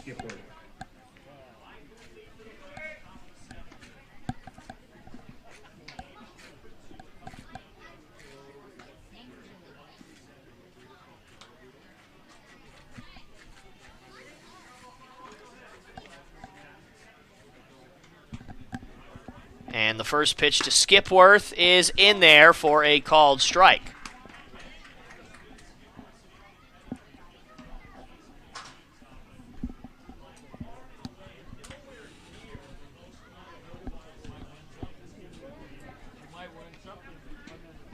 And the 0-1 is in the dirt, and a nice stop. Hang on.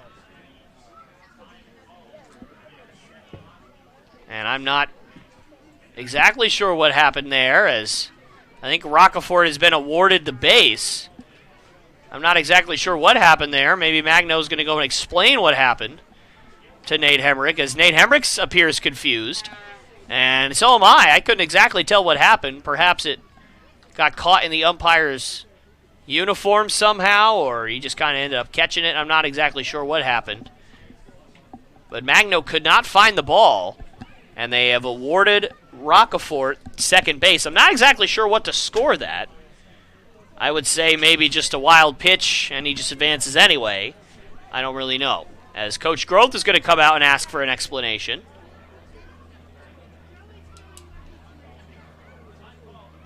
All right, so it looks like the umpire is explaining that the ball kind of came up and got caught in the umpire's uniform, or under his armpit in some way.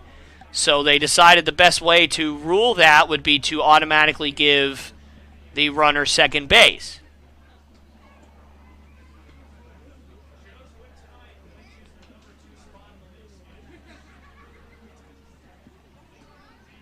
As Coach Groth is pleading his case as to maybe that runner should stay at first. Although I'm not sure how that is possible, as we wave to Matt Magno over here. Good times. And so, anyways, runner on second now with 2 outs here in the top of the 7th. And a 1-1 count to Jake Skipworth.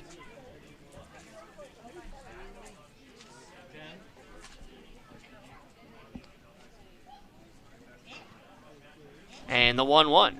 Swung on and missed. Good pitch from Hemrick. And now Skipworth falls behind 1 and 2 here.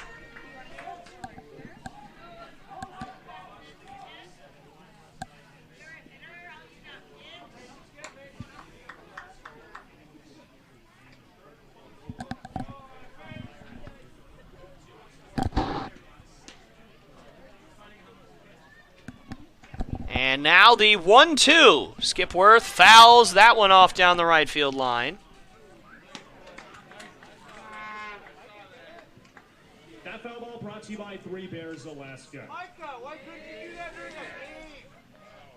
the game? Always get feedback.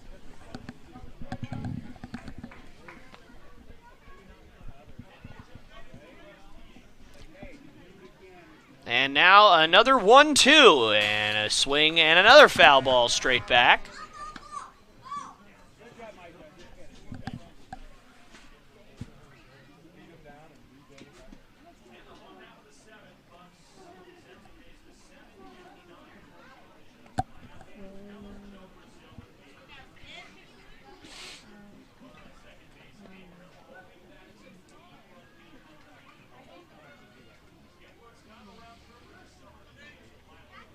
Big pitch coming up here for Hemrick as the 1-2 is swung on and drilled to deep left field.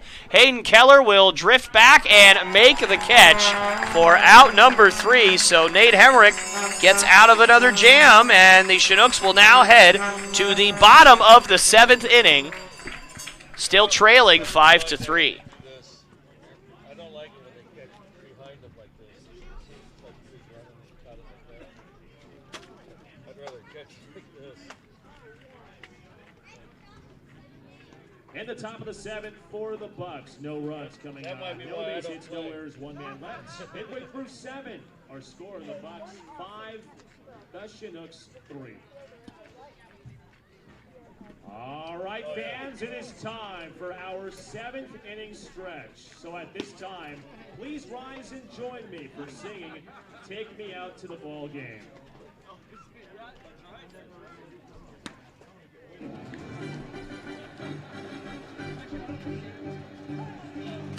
Take me out to the ball game. Take me out with the crowd. Buy me some peanuts and Cracker Jacks. I don't care if we ever get that, 'cause it's root for them. If they don't win, it's a shame. For it's 1, 2, 3 strikes, you're out at the old ball game. Our 7th inning stretch brought to you by Lance Davis of Keller Williams Real Estate Company.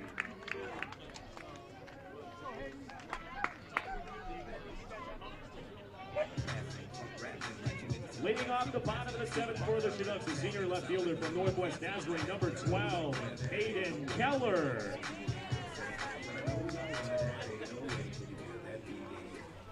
All right, ladies and gentlemen, we are back here live on the Chinooks Radio Network here on YouTube as Hayden Keller leads things off as that pitch is in there for a called strike as Spencer Bengard back out there for his 7th inning of work now, as he has pitched very well so far.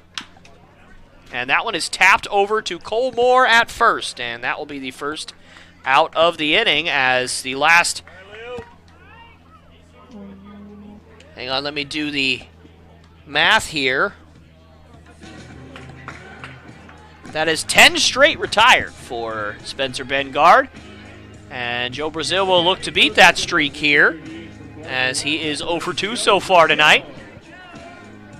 And the 6, 7, 8, and 9 guys for the Chinooks have really taken the brunt of the struggles, as that one is swung on and missed for strike 1, as they are 0 for 10 combined right now.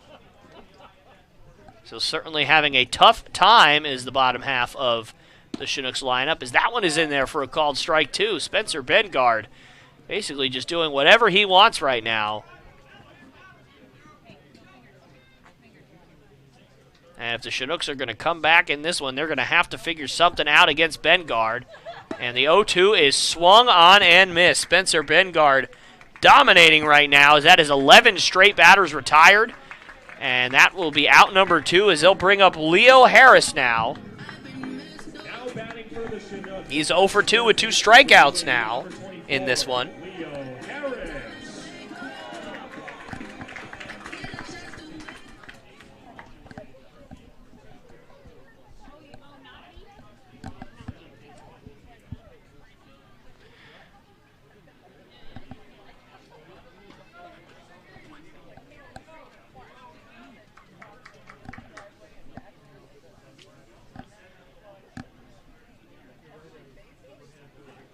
And the first pitch to Harris is in there for a called strike.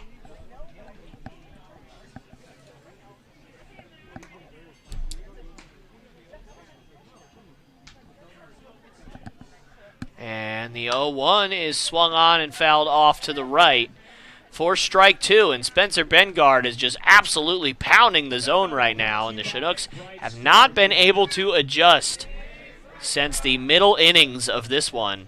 And they are in danger of dropping 12 straight batters, as the 0-2 pitch is just outside. Bengard thought it was strike 3.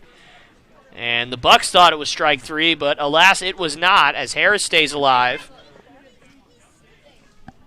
And the 1-2 now. Swung on and tapped just over the mound. And that's going to be a tough play, and they'll not get him. And Leo Harris, with a ball that was probably about 21 miles an hour off the bat, breaks the 11 straight retired streak from Bengard.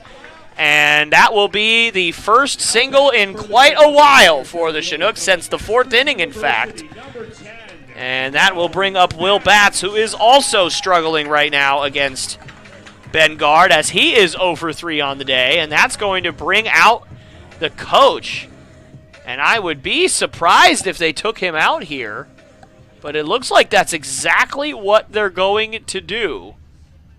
And that's actually kind of surprising. I know he's thrown a lot of pitches.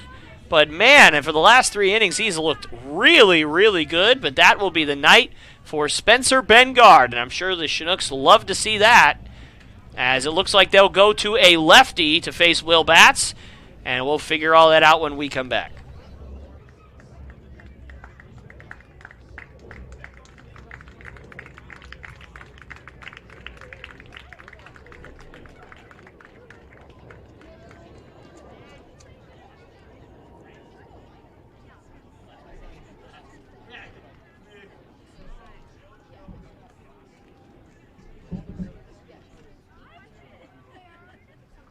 Fans, at this time, the Chinooks would like to remind you that from now till the end of the game, half off on burgers and hot dogs. Once again, half off on burgers and hot dogs.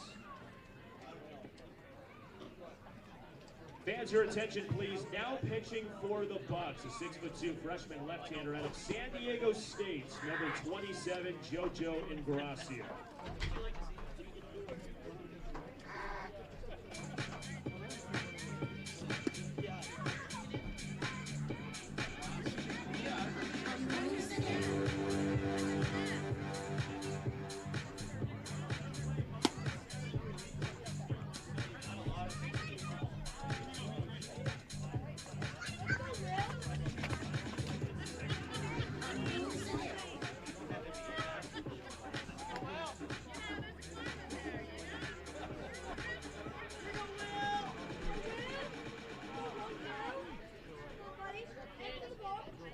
All right, so Will Batts will hope to continue this momentum, but he's got a tough lefty-lefty matchup against JoJo Ingracia, who we have seen before. He started a game earlier this season against the Chinooks.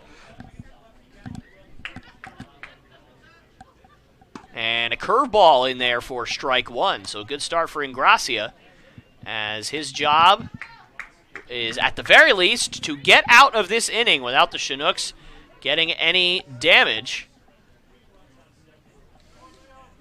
And the 0-1 to Will Batts is in the dirt, and Harris is going to take off and get to second on that wild pitch, as Pinellas did his best to keep that in front, and he kept it in front, but it got away just enough for Harris to take second on the wild pitch. So now a runner in scoring position for Will Batts, if he can get one into the outfield.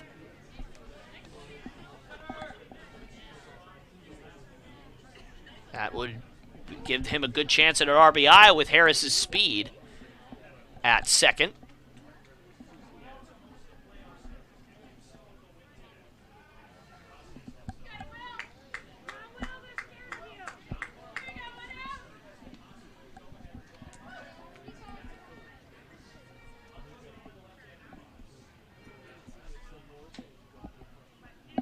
And the 1-1 is in the dirt. That is a fantastic take from Will Batts, as that is certainly a tough pitch to lay off, especially in a situation where if you get one into the outfield, it's a good chance you'll get an RBI. So a lot of guys could get swing happy in moments like this, but Will Batts with a nice take there. The count moves to 2-1, and the 2-1 is also in the dirt, and Ingracia now puts himself in a good hitter's count, as it looks like Ingracia might be in a little bit of pain there. Either that or he's just upset at himself. I can't exactly tell. He is reaching for his back right now. You have to wonder if he's laboring a bit. And right now, nobody in the Bucs bullpen warming up.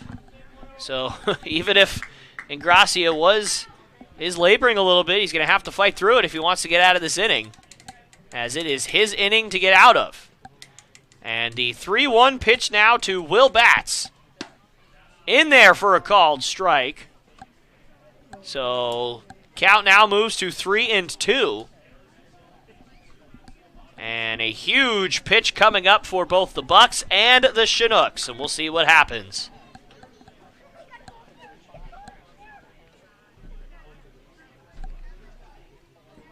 And the 3-2. Swung on and tapped out to second base. Woody Haydeen will fire over to first for out number 3. So the Chinooks cannot capitalize on the 2-out base hit from Leo Harris. And so we'll head to the top of the 8th inning with the Chinooks still trailing 5-3.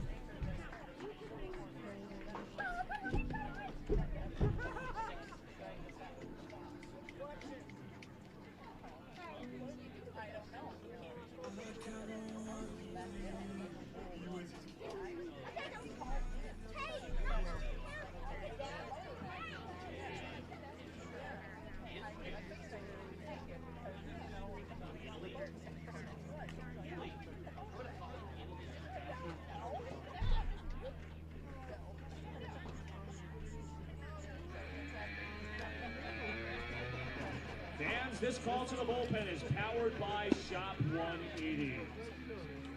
Now pitching for the Chinooks, a 6'1" right-hander committed to the University of Sciences and Arts of Oklahoma, number 31, Josh Harrell.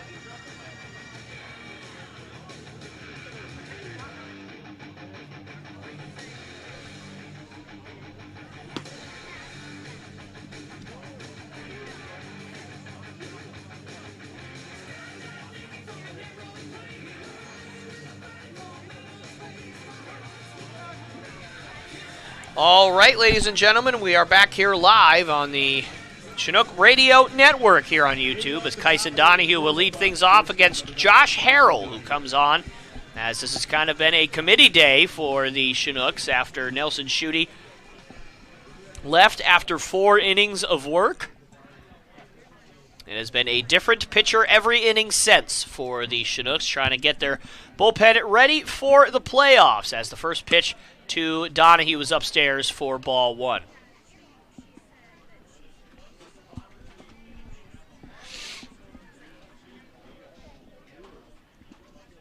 And the 1-0 in there for a called strike 1.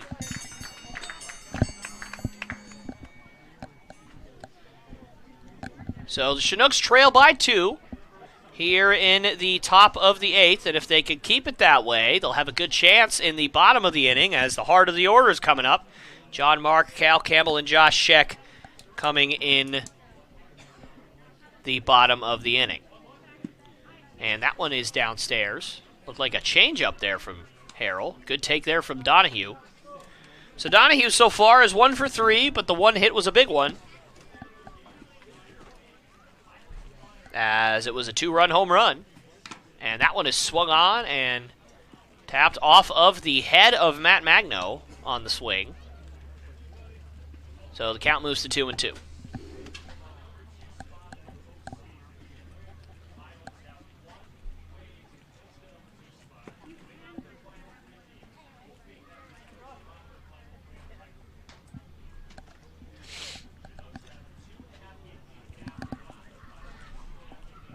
And the 2-2 is swung on and popped high in the air and foul down the left field line.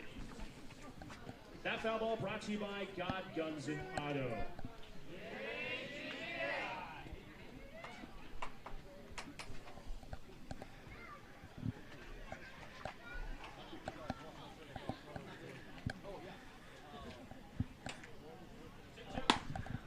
And that one just misses. So the count moves to 3-2 now. As you know, Donahue would love to get on base and try and get another rally going late in this ball game for the Bucs, as they are trying to clinch a berth in the playoffs tonight, as that one is swung on and fouled straight back. Because if the Bucs win one more game, just one, this year, they will clinch a postseason berth as the 4th seed in the tournament, and they will face the Miners in the first round. And Harrell gets the pitch he wants and fires his 3-2, and it is a fastball that is ripped over but stabbed by Cal Campbell. He'll fire on to first for the first out of the inning. So a nice job from Harrell to stay in that at-bat and eventually get Donahue to ground out, as he's now 1 for 4. And that'll bring up Xavier Pinellas, who is 1 for 3 so far tonight.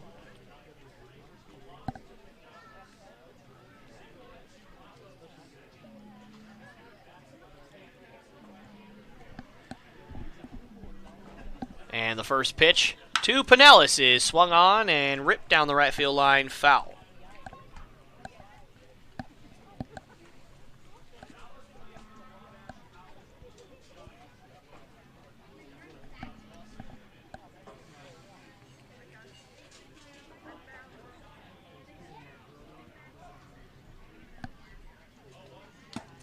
And that one is foul tipped into the catcher's mitt for strike 2.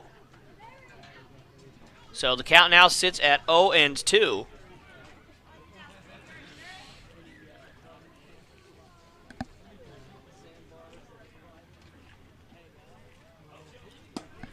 And that one is way upstairs, so the count resets now at 1-2.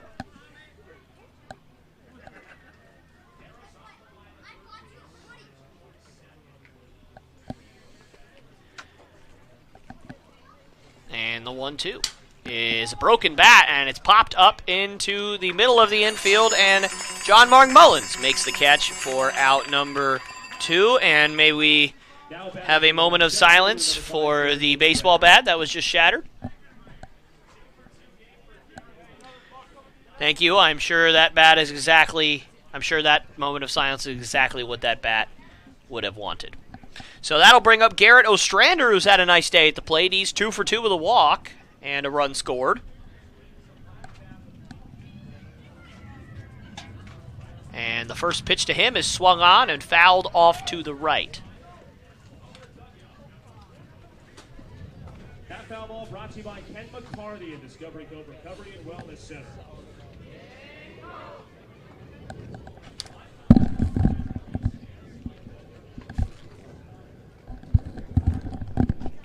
And the 0-1, just outside for ball 1.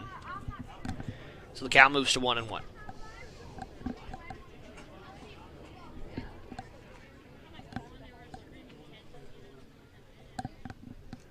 And the 1-1.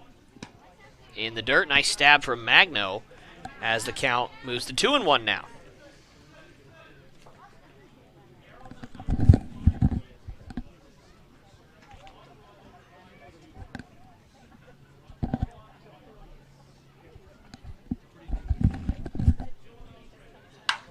And that one is popped high in the air, back behind the infield, but Colby Ferris comes in, calls everyone off, and makes the catch for out number 3. So a nice job from Josh Harrell as he gets the first 1-2-3 inning of the ball game, as the Chinooks have done really, really well out of the pen over the last 4 innings, just allowing 1 run. And now it is up to the offense to get back in this ball game, as the Chinooks will head to the bottom of the 8th, still trailing 5-3.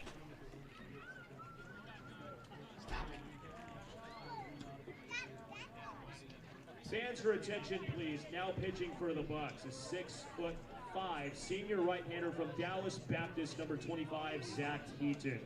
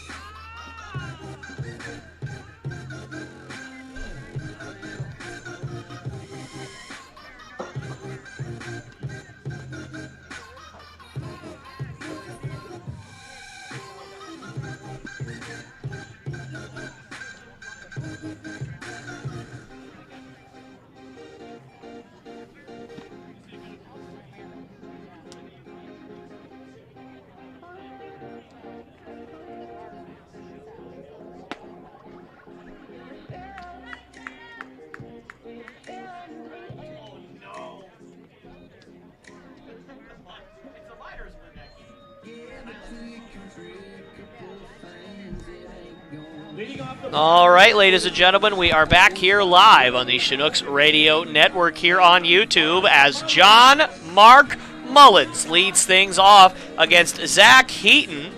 Has not had a lot of appearances on the season, only has 5. And I do believe they've all been starts, so it's going to be interesting to see how he responds given the late inning responsibilities here. As John Mark Mullins would love to get things started for the Chinooks. And the first pitch to John Mark, I'm not sure what that was. 50, I just heard 56 miles an hour. I think it's safe to say that was a bit of an eephus. And that one is swung on and fouled off to the right. So just a quick score update. The Miners have come back a little bit in their ball game against the Pilots as the score now sits at 10-8 in the 5th. So, my goodness, what a barn burner of a ball game that must be. And the 1-1 is upstairs for ball 2.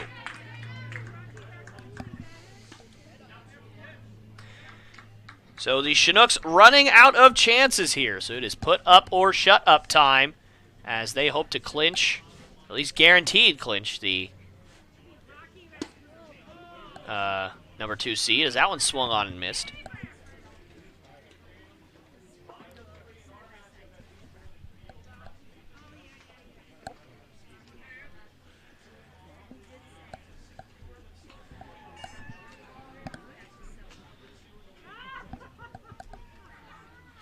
And the 2-2 inside, that almost hits Mullins.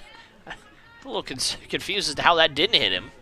But it didn't, so the count now moves to 3-2. So a big pitch here for the Chinooks and the Bucs, as the Bucs do not want to bring the tying run to the plate. So the 3-2 pitch, change up, swing and a miss. Good pitch from Heaton as he gets JM to strike out to lead off the 8th, and that'll bring up Cal Campbell, who doubled in this ball game. But other than that, he's just 1 for 3, so the only hit of the ball game was that double for him.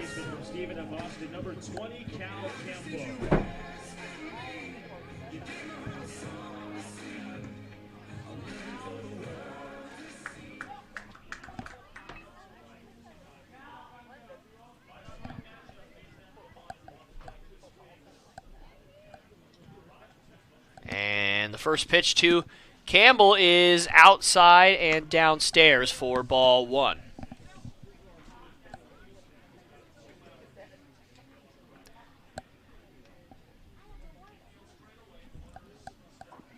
And the 1-0 is in there for a called strike. Looks like a curveball there from Heaton.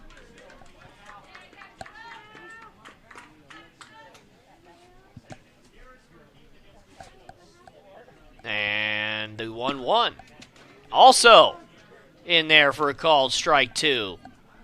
So Heaton doing a good job so far. As Cal Campbell looks to battle and get himself on base.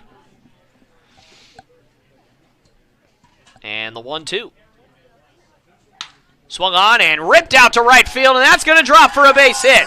Cal Campbell comes through again as the 1-out single will bring the tying run to the plate. And that tying run is a guy who's got plenty of pop in that bat as Josh Scheck steps up here. But so far tonight, he is 0 for 3 with a couple of strikeouts. But as I've said, he's got a lot of pop in that bat, so watch out.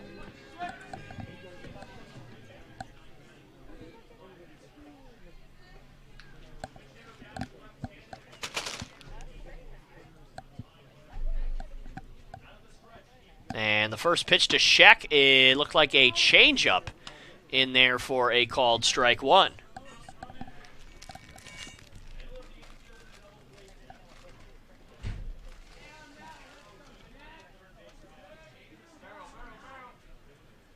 And the 0-1.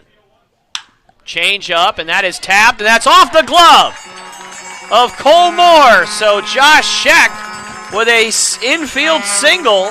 Perfectly placed off the bat, and now the Chinooks have something cooking here with 1 out in the 8th. And the go-ahead run comes to the plate, and a guy who's also got plenty of pop in that bat with 4 home runs on the season is Colby Ferris, who is also 2 for 3 so far tonight.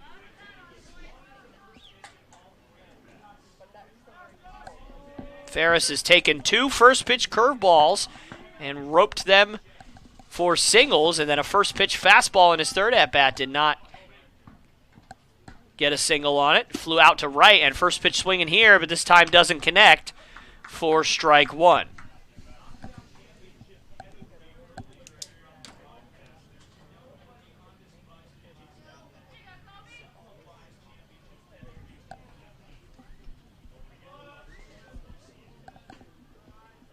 And the 0-1 is a breaking ball that is by the infield, and that'll be a base hit.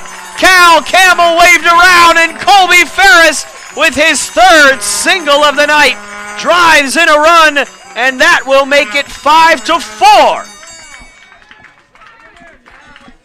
And now the situation sits in Matt Magno's hands with 1 out and runners on first and second, as this comeback route for the Chinooks is looking good so far, but it's not done yet. As Matt Magno looking to come through for his team here.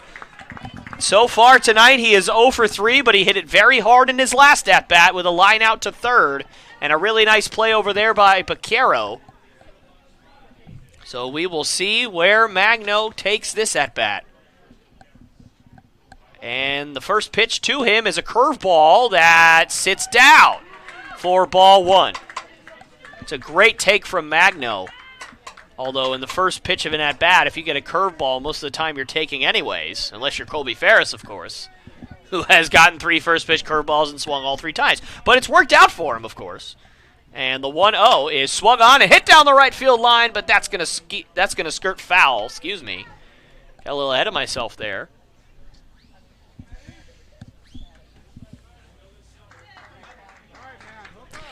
So the count now moves to 1-1 on Matt Magno.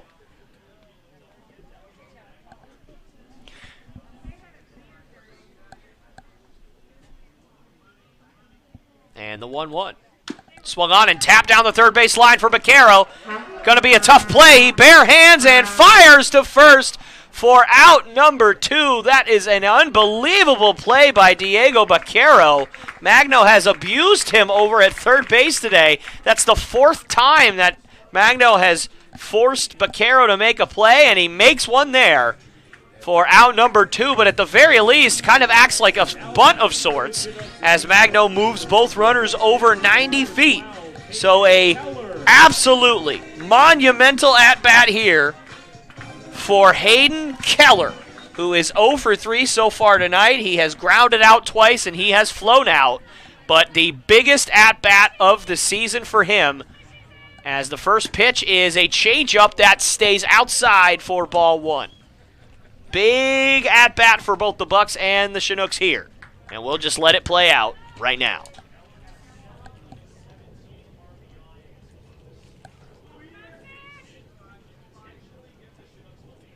The 1-0. Swung on and hit down the left field line, but that's going to get foul.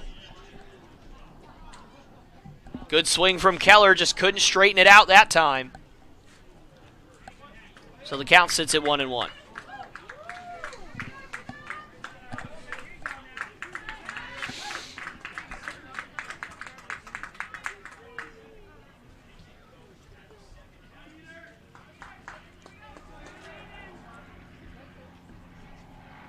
The 1-1.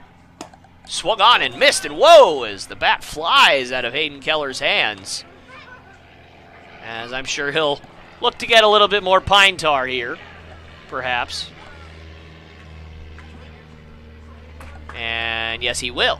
So the count moves to 1-2 on Keller, as Pinellas will go talk to his pitcher.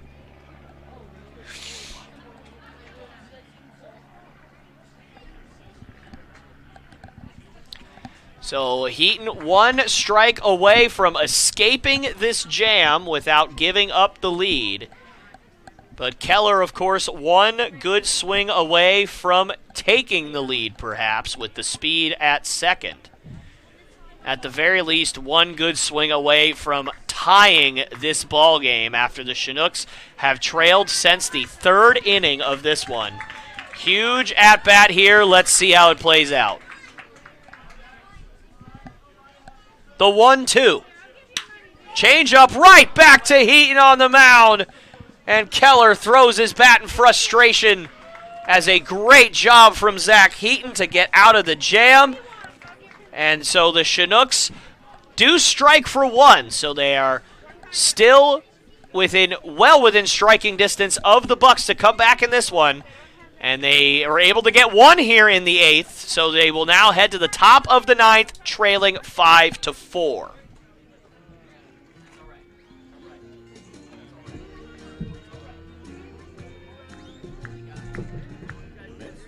Fans, at this time, the Chugiak Eagle River Chinooks invite you to take out your blue tickets. We will be giving away our Split the Pot winning ticket number now.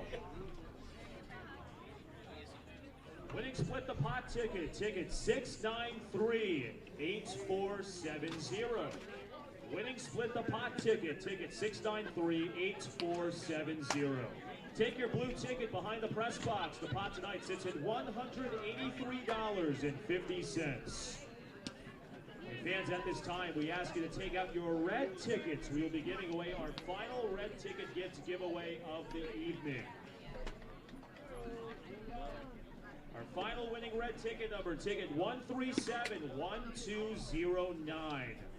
Our winning red ticket number, 137-1209. Take your ticket to the Chinook Shack to claim your prize from Starbucks.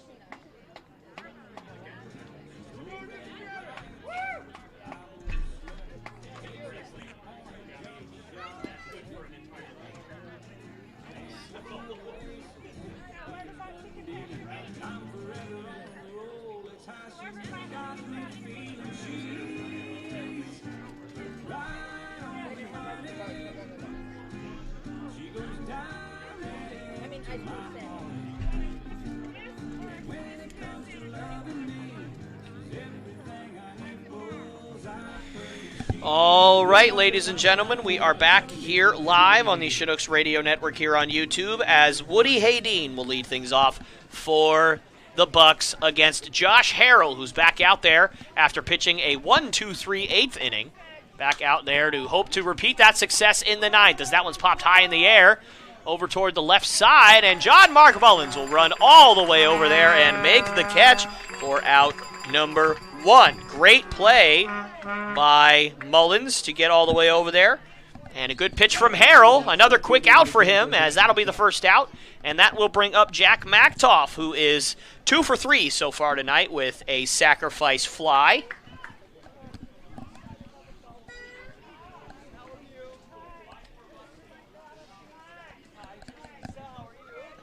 And that first pitch is in there for a called strike 1.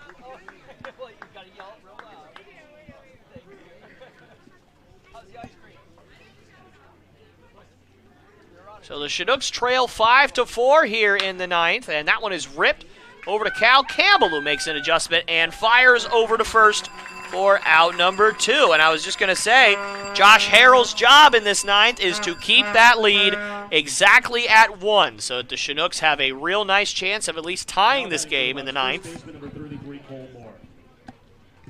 And he's well on his way right now, as Cole Moore will step up to the plate. He's 1 for 3 with a walk and a run scored so far tonight.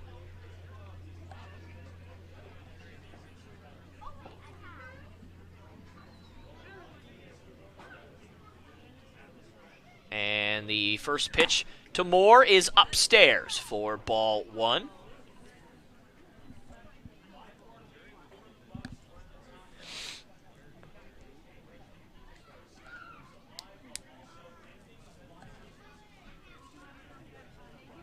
And the 1-0 is swung on and missed. So a nice pitch there from Harrell. Had some nice two-seam action on that one, and Moore swings right through it for strike 1.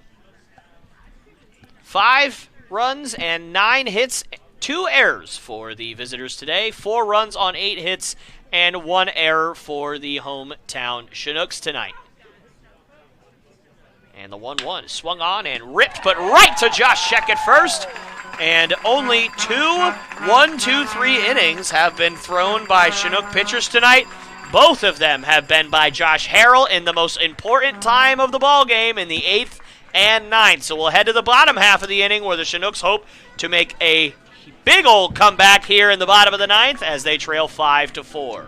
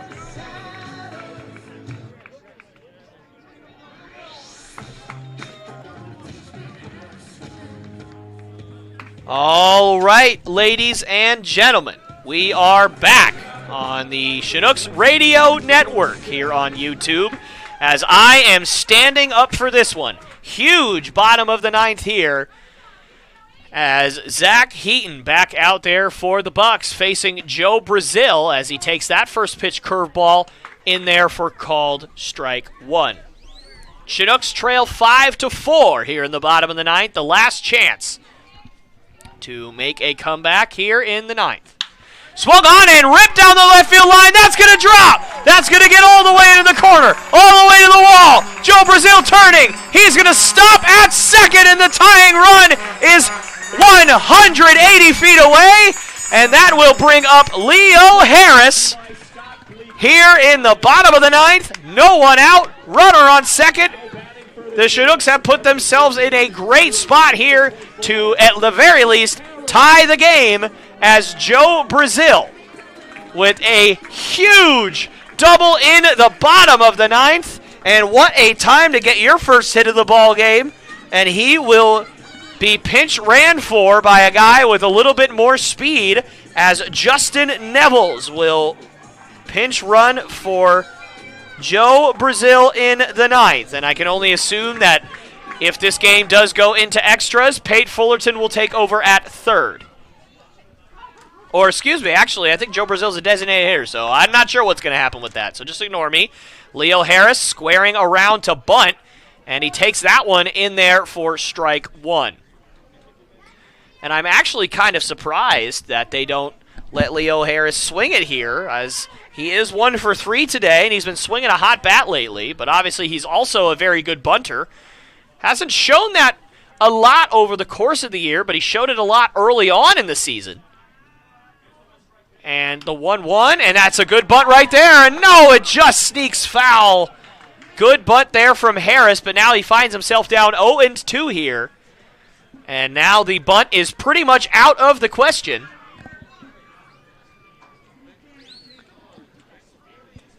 So Leo Harris going to have to battle here, and at the very least find a way to move that runner over to third.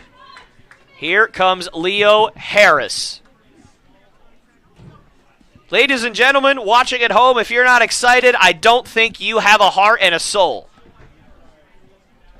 Or at the very least, you just don't like baseball. In that case, what are you doing here? The 0-2. Swung on, and that gets by the catcher. Pinellas couldn't see it. And I'm not sure what happened. Pinellas looked very confused on that pitch. Perhaps they got crossed up. Not exactly sure what was going on there, but I'm sure the Chinooks don't care, as they'll certainly take that. As now Leo Harris, whatever happens now is an embarrassment of riches for the Chinooks. As Leo Harris now has a chance for an RBI with just a single, but the infield will come in and play Kiel here to stop the tying run from scoring on a ground ball in the 1-2. Swung on and fouled off to the right. The fans really getting behind Leo Harris here at Lee Jordan Field. Just another reason why the Chinooks would love to host in the playoffs here at Lee Jordan Field for the first time in their history. And the 1-2. Outside for ball 2.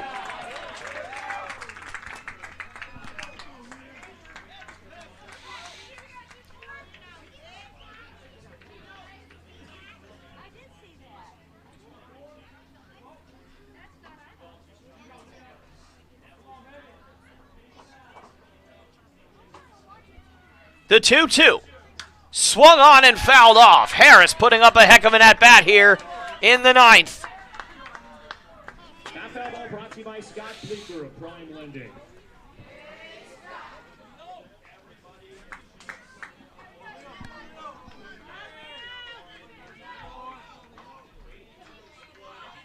And the 2-2. Swung on and tapped right back to the mound. And Harris will be retired for the first out of the inning. But at the very least, in the at-bat, the runner moves over to third. So Leo Harris at least does his job and got that runner over to third in his at-bat. Although I'm sure he's going to be upset going back to the dugout wishing he'd gotten that run in. But nonetheless, this will bring up Will Batts, who is 0 for 4 so far tonight with a trio of ground outs as well as a strikeout.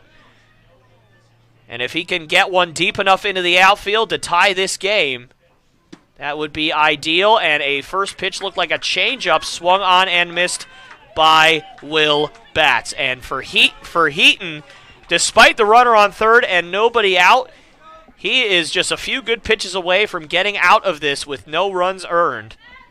And you know that's what he's aiming for, the 0-1. Swung on and missed.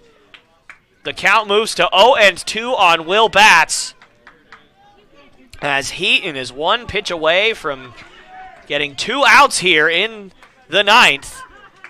And the Chinooks are one fly ball away from tying this ball game.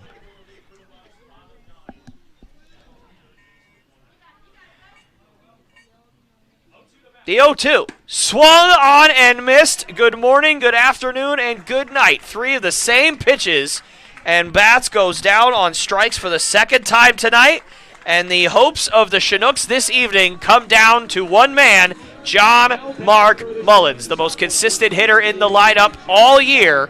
And this is exactly what we play for right now. And I'm just going to let it play out, ladies and gentlemen. There will be no commentary until something happens. So here we go. Runner on third, 2 outs. John Mark at the plate. Let's see how this plays out.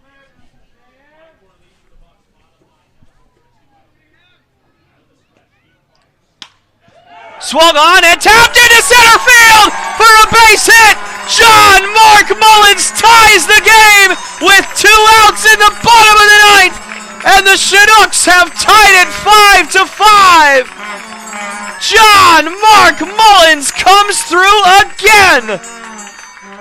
And Zach Heaton, you literally see him shaking, shrugging his shoulders, saying there's nothing I can do about that. Just a great piece of hitting from John Mark Mullins, and that'll bring up Cal Campbell, who has an RBI double already in this game, and another one of those, and the Chinooks could walk it off here in the 9th.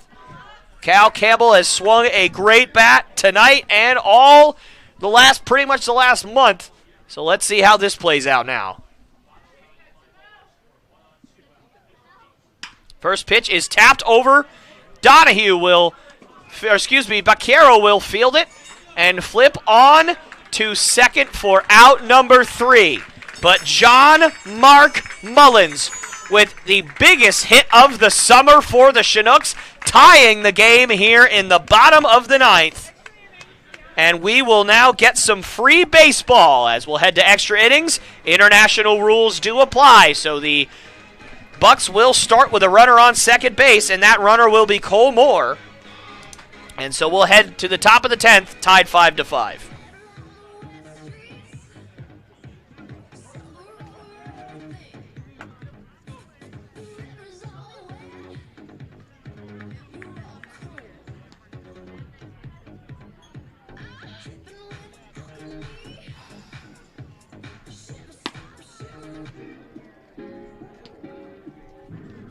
Your attention, please. Now pitching for the Chinooks.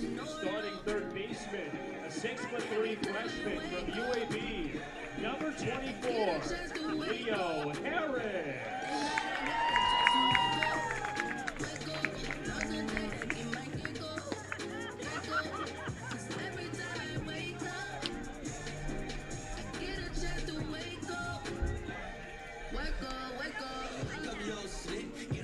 As per the Major League Baseball extra inning rules, the man who started the last out, who recorded the last out in the last inning, will start the inning at second base.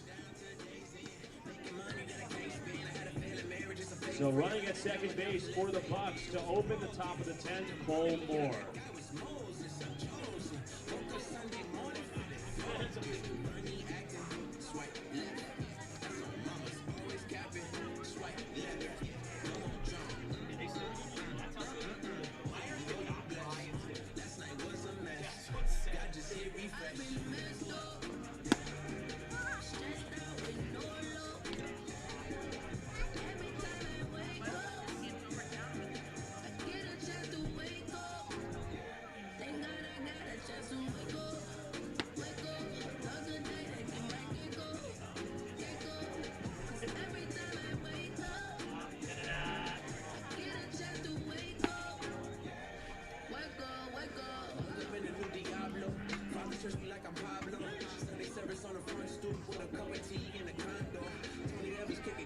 off the top of the 10th for the Bucs. All right, ladies and gentlemen, we're back here live on the Chinooks Radio Network here on YouTube with some free baseball here this evening as we have gone into extras. And so the Bucs will have the first crack at scoring here in the 10th as international rules do apply, which for those of you who do not know what that means every team that bats has a runner in scoring position at second base specifically to start out the inning, and whoever the last batted out was is the one on second. So Cole Moore, who made the last out in the last inning, will start at second for the Bucs as Leo Harris has taken over for Josh Harrell, and Josh Harrell pitched phenomenally. 2 innings, 6 outs, 6 batters, just 3 innings. Absolutely fantastic job from him. And Leo Harris starts out Diego Baquero with 2 balls. So count sits at 2-0 now. And the last time the Chinooks were in extra innings at home, it did not go very well for them. We'll just put it that way, as the Pilots handily defeated the Chinooks by 4 runs in that game. They put up a 6 spot in the 9th inning, I believe.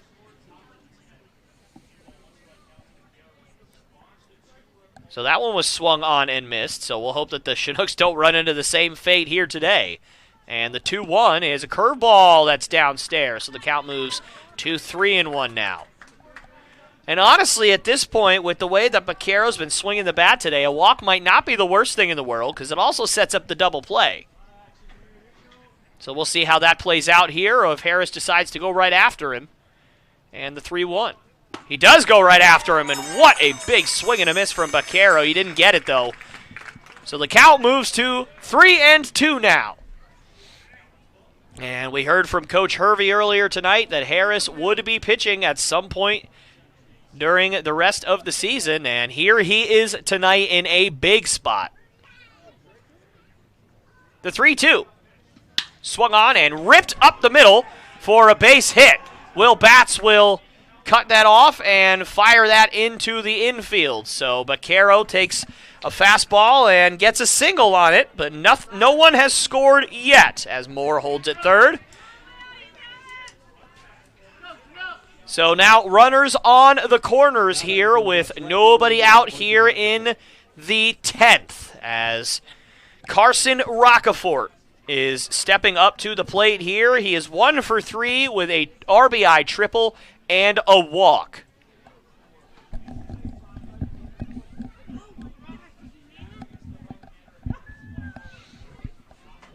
And the middle infield kind of playing in between here as that first pitch is in there for a called strike from Harris.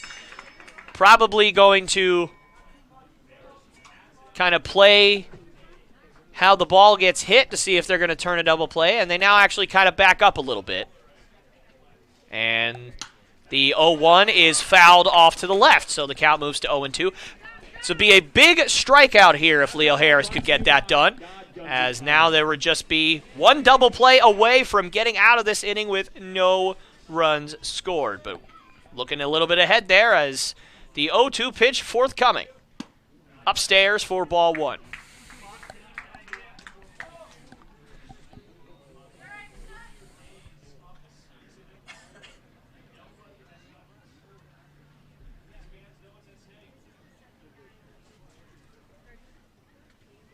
And the 1-2 swung on and tapped over to John Morgan. He cannot get there. And what a job by Carson Rocafort to just kind of flick his bat out there. And unlucky for the Chinooks, but a run will score on the single from Carson Rocafort. And now the Bucs take a 6-5 lead with nobody out still here in the 10th. And that is just an unfortunate situation for Harris. About as good of a pitch as you can make. Probably broke the bat there and just able to find a spot where there was no one standing. And by the way, just so you are all aware, Patty McCormick has taken over at third base for the Chinooks. So he has taken over for Leo Harris, who was playing third originally. And that one is swung on and missed to Jake Skipworth for strike one.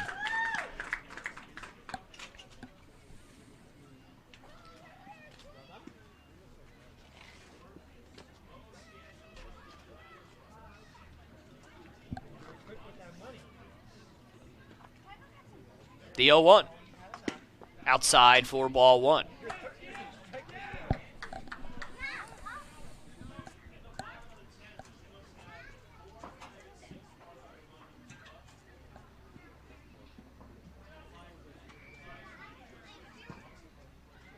And the 1-1. Swung on and tapped up the middle. Could be a double play. Mullins taps the bag and fires on to first. And it will be a double play. So a nice bounce back there from Leo Harris as he gets the double play. And it's a pretty big one. As despite the fact that the run has scored already, so it is 6-5, if he can get out of this with no more runs scored, the Chinooks will at least have a really nice chance of tying it in the 10th. But in order to do that, he's got to get past the dangerous power bat of Kyson Donahue, who is 1 for 4 tonight. But again, the one hit was a big one, a 2-run home run in the 3rd. First pitch to him is a fastball right in there for strike one.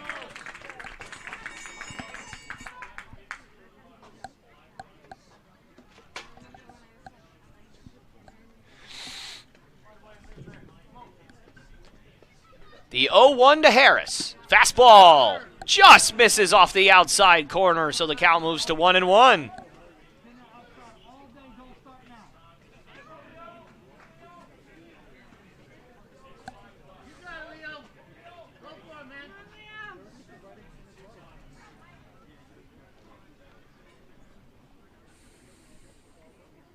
The 1-1.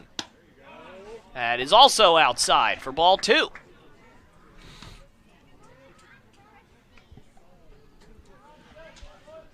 Just a quick update on the Pilots Miners game. It is now 15-8 Pilots. I don't know where the Pilots are getting this energy from after they dropped 2 to the Miners yesterday, as that one is hit high in the air and foul off to the left. But they're getting it, as they have put up 15 runs on the Miners today in the top of the 7th.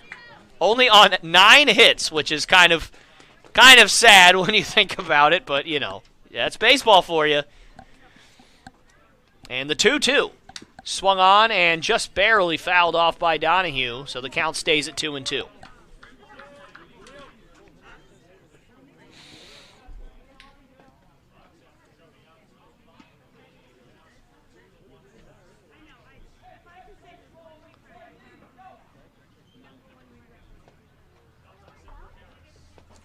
The 2-2. Again, swing and a miss. Leo Harris able to work around a big jam, and that was a huge bounce back there from Harris as he gets Donahue swinging for out number 3. Although you could argue the damage is done, but given the way the inning was going, 1 run is a blessing for the Chinooks. So we will head to the bottom of the 10th with the Chinooks trailing 6-5, but they will have a runner on second, so they have a good chance of tying it here in the bottom of the 10th.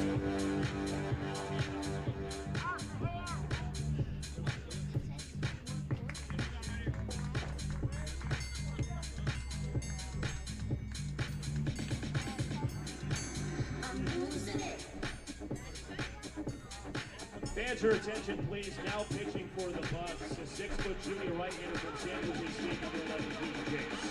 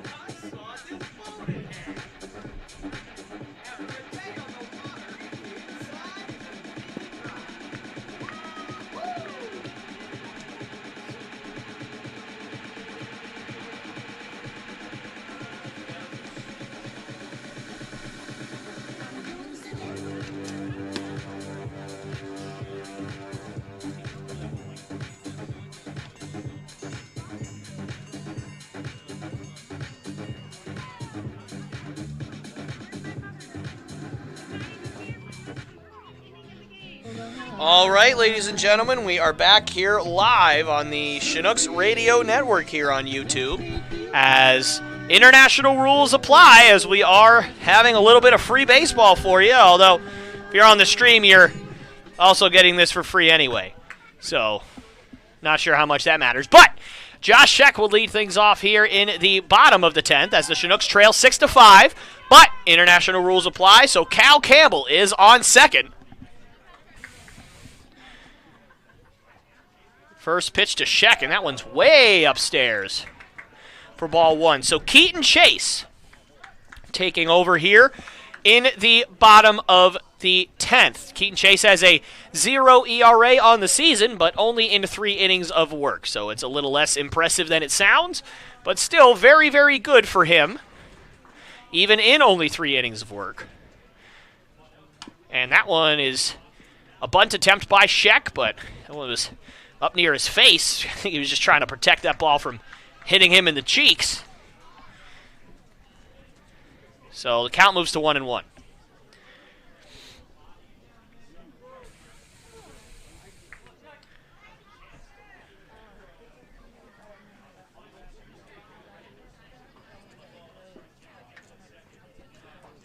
And the 1-1. Oh, that's in there for a called strike.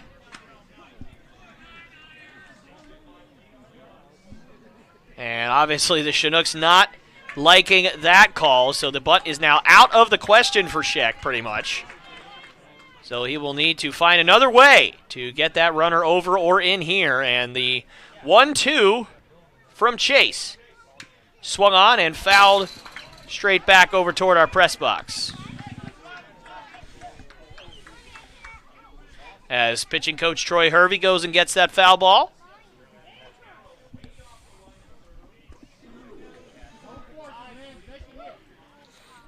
So Josh Scheck in a good battle here against Chase as the count sits at 1-2. Payoff pitch. Swung on and missed. Scheck goes down swinging. That's the 3rd time he's gone down today on strikes, and so that will bring up Colby Ferris with 1 out here in the 9th. Colby Ferris is 3 for 4 on the day. He's hit very, very well, and another single might very well tie this ball game back up again.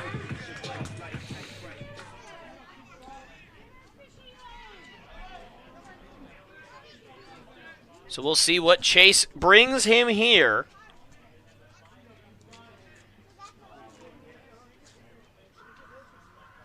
The 0-0. Swung on and missed. Good pitch from Chase as Ferris swings through that one for strike 1. This would be a huge victory for the Chinooks as they would for sure clinch home field advantage. Again, we're not really sure how that works, but I do believe that the Chinooks do need to win this game. That's the general consensus that I'm getting. That one is swung on and popped high in the air in foul territory. Perhaps playable, but that will get out of play for strike 2. So 0-2 now to Ferris. That foul ball brought to you by Edward Jones, financial advisor Gavin Reed.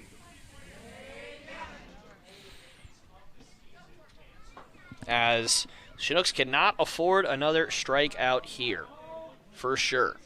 They at the very least need to get that runner over to 3rd. So the 0-2 pitch to Ferris forthcoming here. Swing and foul tipped into the catcher's mitt for strike 3. Ferris goes down swinging. Back-to-back strikeouts here for Chase in the 10th. So the hopes of the Chinooks now rest in the hands of Matt Magno, who so far tonight is 0 for 4.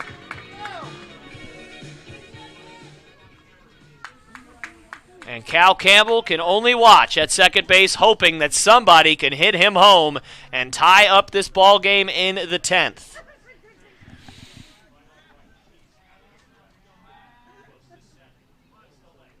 The first pitch to Matt is, I believe, outside. Couldn't exactly tell from here, but either way, that's ball one.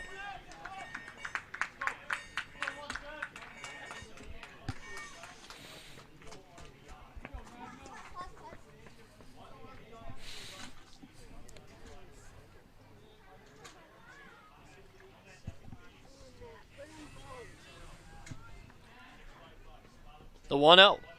Swung on and hit over to third. Going to be a tough play for Baquero. He fires across the diamond, and Cole hangs on and stays on the bag. And that will be out number 3, and the Anchorage Bucs will win it here in extras. And a great effort from the Chinooks, but unfortunately they come up just short here in extra innings as they fall 6-5 in 10 innings of scintillating baseball. What a game. Big victory for the Bucs, and congratulations to them as they now clinch a spot in the postseason, and they will be taking on the Miners in the first round of the playoffs. So congratulations to the Bucs. But a fantastic effort from the Chinooks and from the Bucs, of course, tonight. And so we will be back here tomorrow at 6 p.m. We will be taking on the Matsu Miners here at Lee Jordan Field. Excuse me. So I will let you all get out of here. So I wanted to thank Coach Troy Hervey for coming into the press box today and doing a short interview. So thank you to him. I have been Tyler Lopes. Thank you all for watching. I have been joined tonight by my partner Aaron Davis. We will see you very, very soon.